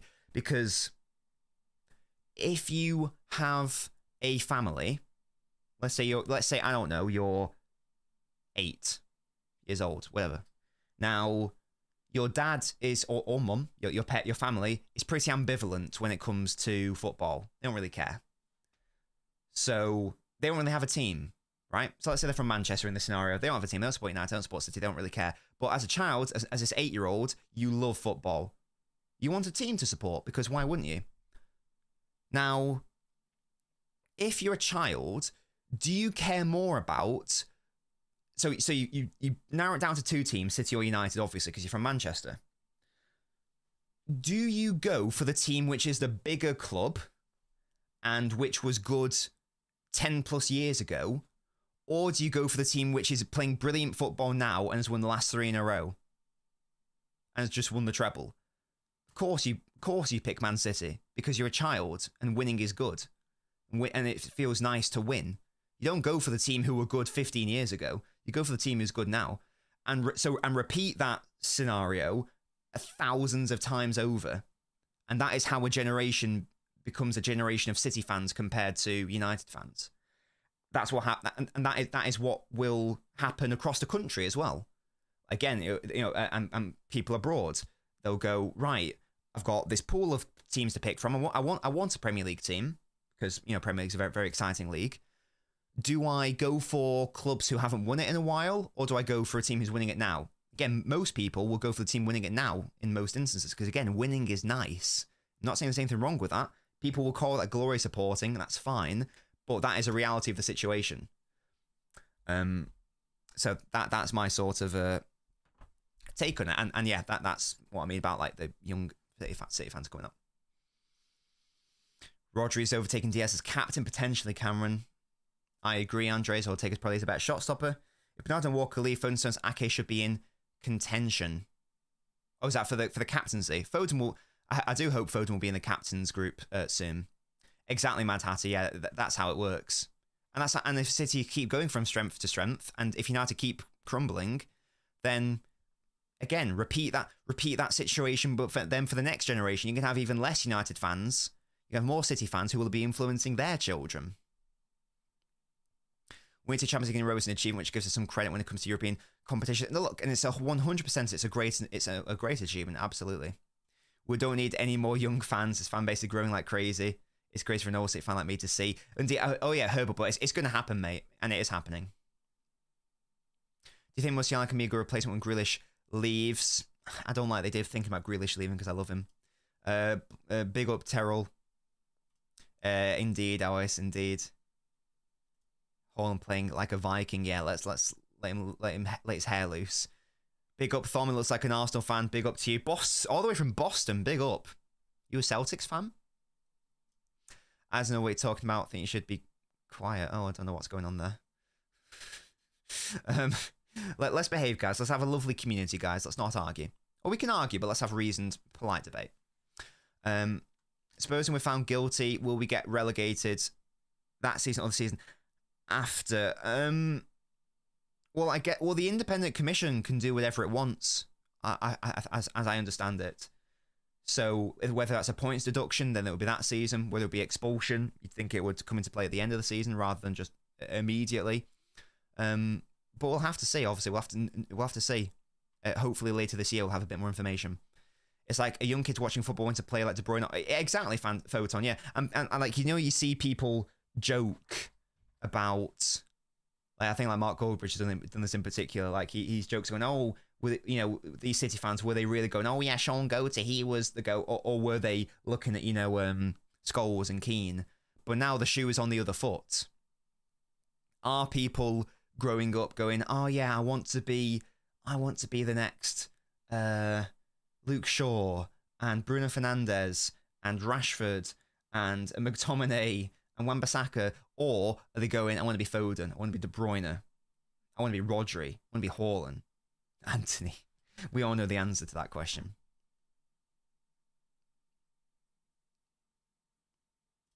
Not that I've heard of it, Anthony. You're a Celtics fan. I'm a T-Wolves fan, Tom. I think I've decided that the Celtics are going to win this year. 12 years ago, there were 20-year-old ballers who support City. Someone like AML would definitely prefer City over United. Yeah, exactly. And we're seeing that now. Exactly, we're seeing it now.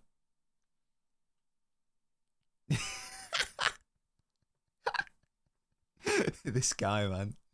If Arsenal... Oh, hello, Will. How you doing, mate? If Arsenal beat City, Arsenal have picked up more points versus Big Six since our disappointment than any other big side. It's 6 out of 10. Is that true? That's really interesting. And if Arsenal win, Will, I think you'll have missed the start of the stream. That's game over. Let me just make you a mod, Will. There we go. There you go, Will. Liam, you can be as one as well, mate. Boom. New moderators. Jack. You are now, Liam. Don't worry about it. Anthony will be remembered as United's Joe. Potentially.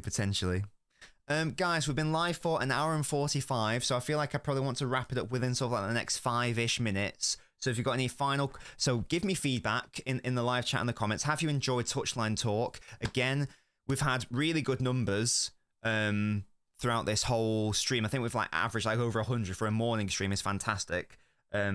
So hopefully we can just go from strength to strength. So stay tuned every single Wednesday at 11 a.m. Yes, I say in the comments, in the chat, give me feedback on whether this time is appropriate. Would you prefer it to be Wednesday evening instead? Ideally, it would be in the morning, but I can make it the evening if you want. We do also stream Wednesday evenings over on the Twitch, by the way. LNobbins on Twitch. Make sure to go follow me over there. We're doing some FM tonight before I go on Hassam's channel. But keep your final questions and thoughts coming in, guys. We'll be live for like another 5-ish minutes. Hopefully you guys have enjoyed it, as I say, but please give me some feedback in the comments, etc. We talk KDB for Mainu? No. I love Mainu. I think it's fantastic. I'd love him at City, but even a De Bruyne who's maybe a bit more injury prone and old, I can't give up De Bruyne. Don't worry, Liam, you are now. You've now got a spanner. Hello, Jamie. Liverpool would be our item. City beat Arsenal and we can get back to normal. Oh, if we could beat Arsenal, man, that'd be massive. Great stream, thank you, mate. We'll still cover this in 10 years when United are still mid-table. And just briefly on that, briefly on a Goldbridge. I did a stream yesterday, like a very less than 30-minute stream on the whole Goldbridge our City big club situation. You don't have to watch that stream, but TLDR, the title of it is City aren't a big club, and his opening gambit is City aren't a big club, and here's why. And then he ends the video by saying, well, City are the 5th biggest club in England. So it's like, what are you doing? Those two things can't be true. You can't say City aren't a big club, but they're also the 5th biggest club in England. That's a bit silly. If you're gonna say a silly statement like that, at least stick to your convictions and go. And the phrase is, you may as well be hung for sheep as a lamb. That's applicable in that scenario. And Mass Citizen, I respect you, mate. Thank you so much. Respect LB though. Shout out LB. There's plenty of really good City creators out there. Shout out LB. Shout out Martin. Basically anyone that goes in LB's channel, shout them out as well. Thank you, Megamind. Liverpool to drop 6 points minimum. Hello? Anthony? I wish I had your optimism, mate. There is no way they're dropping 6 points minimum. No, no, no, no, no. Who to? You either think they're going to lose twice or draw 3 times? Where are these games? 4? I think they'll drop 4. 6 for me is crazy. Minimum as well. Definitely not more than 6. 6 is a maximum, surely. Thank you, Mad Hatter. Was Mania good? I've not caught up on the game yet, apparently, so big up Igal. I'm on Igal's channel. Tomorrow evening. Check out Igal's channel if you want. If you want to. If you take any player in the world to fill the 8 gap at City, who? It's big Bruno will. I'm extremely confident considering everyone will be back for the United game. Indeed. Arsenal game is huge. Yeah, we've got to win it in my opinion. Hello, do you still do solicitor work? No, so I quit my job. Oh my God. When did I quit? When was it? Was it 2021? I think it was. I think it was 2021 I quit. So just coming up to 3 years now. I quit basically because I was horribly depressed and hated the industry and was suffering really bad mentally, to be honest. And because it was an awful organisation. I won't get into all the stories, but they were terrible. It was disgusting. And the industry as a whole is indicative of that toxic culture and environment. And I was enjoying doing content creation.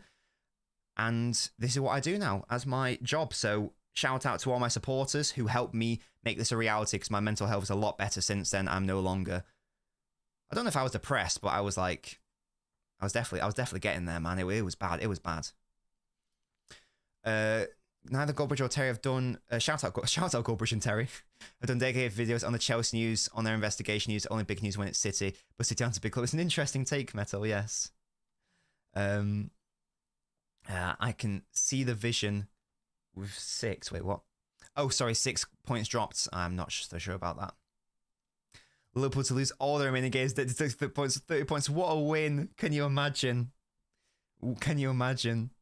Manu looks amazing. Manu is brilliant. And again, I can't name another player I've actually been jealous of City not having for over 10 years.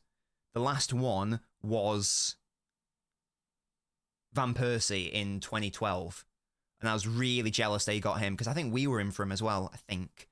Even though we had 4 strikers, so maybe we weren't. I don't know. But either way, I was very jealous of Van Persie because he basically won them the league single-handedly.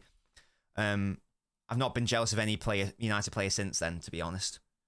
Mainu is the one.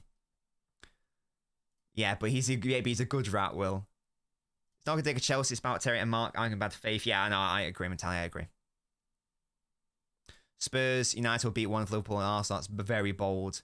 Glad you left. Yeah, and that was my thing, because when I was younger and naive, my thought process was all I care about is money, and all I care about is just like going into the industry and going to a big commercial firm, and I don't care if I have no life for however many years. I just get a load of money, because that's all I care about. And then I realized that actually, and it's like some pearls of wisdom, guys. Maybe it's an obvious thing to say, but I don't think you realize it when you're very young. There is so much, like, life is very short. I mean, there's so much more to life than having a very high paying job. If you're in a high paying job but you hate your existence, then you are not enjoying that existence, obviously. And that's the point. You are existing. You're not living, you're existing. I obviously don't make as much money as I did. But I don't hate waking up in the morning. Does that make sense? That's a bit heavy, but you get what I mean. So again, shout out to anyone who becomes a YouTube member. Shout out to anyone who super chats, because you guys are making this dream a reality. And yeah, I just can't thank you guys enough for that. Herbal. Yes, Lehman. That's what we do, mate.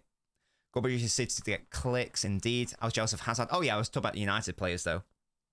The worst player in our current squad in terms of playing, like Kyle Walker. probably. Walker. Did say try to say mate? Apparently so. Off meta. Apparently so. Exactly. Yeah, we were trying to go for him. Aguero, Dzeko, Van Persie sounds like it would have been extremely fair. Yeah, and also Tevez and Balotelli, Jack. Hey, Manny, thank you so much for becoming a Beanio. We've got a new green screen. We've got a new alert there, which is a bit cleaner. We've got the new like alert. And as I say, when anyone super chats less than £10, I think it is, Evie pops up. I'm very happy with those alerts. Anyone bar Sheffield United at home could beat City. It can be anyone in the Prem, 100%. To exist is not to live. Indeed, Mad Hatter. Right, guys, we've still maintained like there's over 130 people, even though like we segued into a fucking even though we segued into a philosophical and mental health section of the stream, we'll still maintain like over 100 people on average, which is insane. Again, for a morning stream is brilliant. Please leave a like on the video. I am going to wrap it up now because we've been going for nearly 2 hours. I can't believe you guys are stuck with me for this long. Thank you so much. This has been a roaring success. This will become a weekly show every single Wednesday, 11 a.m. Make sure you're here for it. Touchline Talk, where we talk about the hot topics that have happened in the week. And more importantly, I engage with you guys, and it's a Q&A video where we properly pop off with one another. David Silva every single day. David Silva for me has only just been overtaken in terms of City's best ever players. It's got to be David Silva is in the Pulse. You know, when people say Gerrard, Lampard, Scholes, David Silva should be in there, and De Bruyne should now be in there as well. He is a top 10 midfielder in the Premier League, 100% easily, and he's probably top 5. I think he's better than what Lampard was. I think he's at the same table as Gerrard, for example. That's my take. It's got to be David. It's got to be David. There's always room for a little existentialism in football talk. 100% Mad Hatter, 100%. Guys, this is... I'll wrap it up here. Make sure to go follow my Twitch, which is LNobbins, for even more streams from me. We're doing Football Manager at 8 p.m. tonight before I go into Sam's channel at 9. This is a good comment by David, though. Colin Bell, the best ever. Hopefully you guys know who Colin Bell was. He was, arguably is our biggest ever legend. The Colin Bell stand is named in his honour. I did a documentary on Colin Bell a couple years ago. It's like 90 minutes long. It's very well researched. I interview a Man City legend from that period, Tommy Booth, who was one of our players in the late 60s, early 70s. I also interview City fans from that period, including my Nana. Shout out, Joan.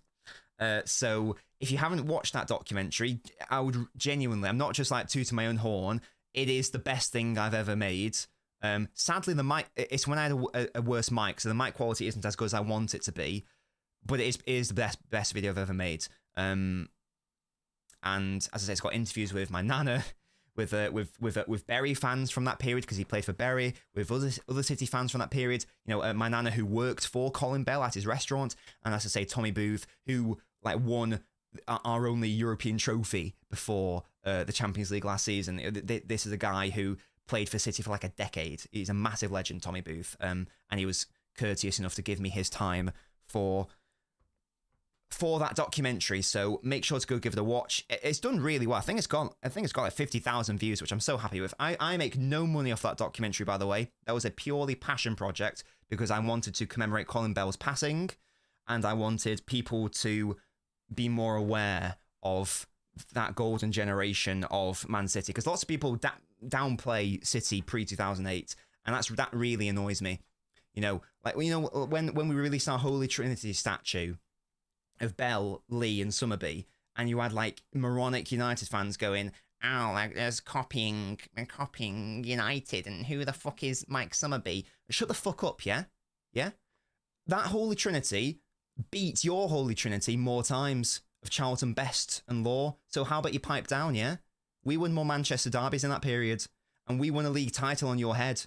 So how about you pipe down? Pissing me off. So yeah, it's important that people know about that, especially if you're a City fan, and it also just covers City from the 60s and 70s as well. So if you want to know more about City's history, if you're a City fan or not, I'd highly recommend it. It's on 81k. That's crazy. As I say, I don't make any money off that because I use like, footage. So it's copyrighted, obviously, by the Football League. Silver only second. Yeah, I agree. Metal David Silver's our second best. In terms of the modern era, anyway. Fun fact, guys, before his injury, Colin Bell had more goals, had more league goals than Gerrard, Lampard, and Paul Scholes. And Bell didn't take a single penalty. I think Lampard had 80 odd. Bell by the time Bell got his injury, and Bell had 103 without penalties. He should be remembered in the same breadth as Bobby Charlton, but he isn't, and that annoys me. And that's what the documentary aims to rectify. Yeah, big up Linny. Absolutely. Oh, yeah, look, I'll stick up for City when they need to be stuck up for. If City are shit, I'll say they're shit. But if people are going to make lies about City, then I will call them out, obviously. Yeah, big up Franny Lee. Thank you so much, Mad Hatter. Landlord Relegating answered, hey. Big up David. Thank you so much. Why is that not activating my filter? But thank you so much, David, just for loving the legend of Jinsky Colin Bell. Thank you so much for the super chat. Genuinely means the world. Why didn't that activate Eevee? That should have worked. One sec, guys. Don't leave yet. Bear with me. Why? Oh, I've made it 2. That's when it was 199. Oh, God's sake. That's my bad. When does my Fraudiola filter activate? Oh, sorry. Okay, so it's when it's greater than 2. So apologies, David. I denied you, Eevee. That's my bad. Because I made it 2 rather than 1. Maybe I'll change that. Guys, I'm going to leave now. We've been here for nearly 2 hours. Thank you so much for sticking with me all this time. I'll see you guys on the Twitch, actually, for tonight's game at 8 p.m. Yeah, Football Manager, 8 p.m. Make sure to join me for that. It will be fun.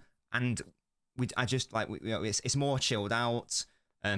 Still chat with the chat, obviously. We are managing Grasshopper Zurich. If you don't have a Twitch account, it's free. It's the exact same as this, but it's over on Twitch. And I'm just playing Football Manager and talking to you guys about football, etc. It's a whole lot of fun. We recently signed Amad Diallo for the mighty Grasshopper Zurich. Thank you guys so much for joining me. Have a lovely rest of your evening. And I will see you all later on the Twitch and later in the week for more streams. Goodbye, guys.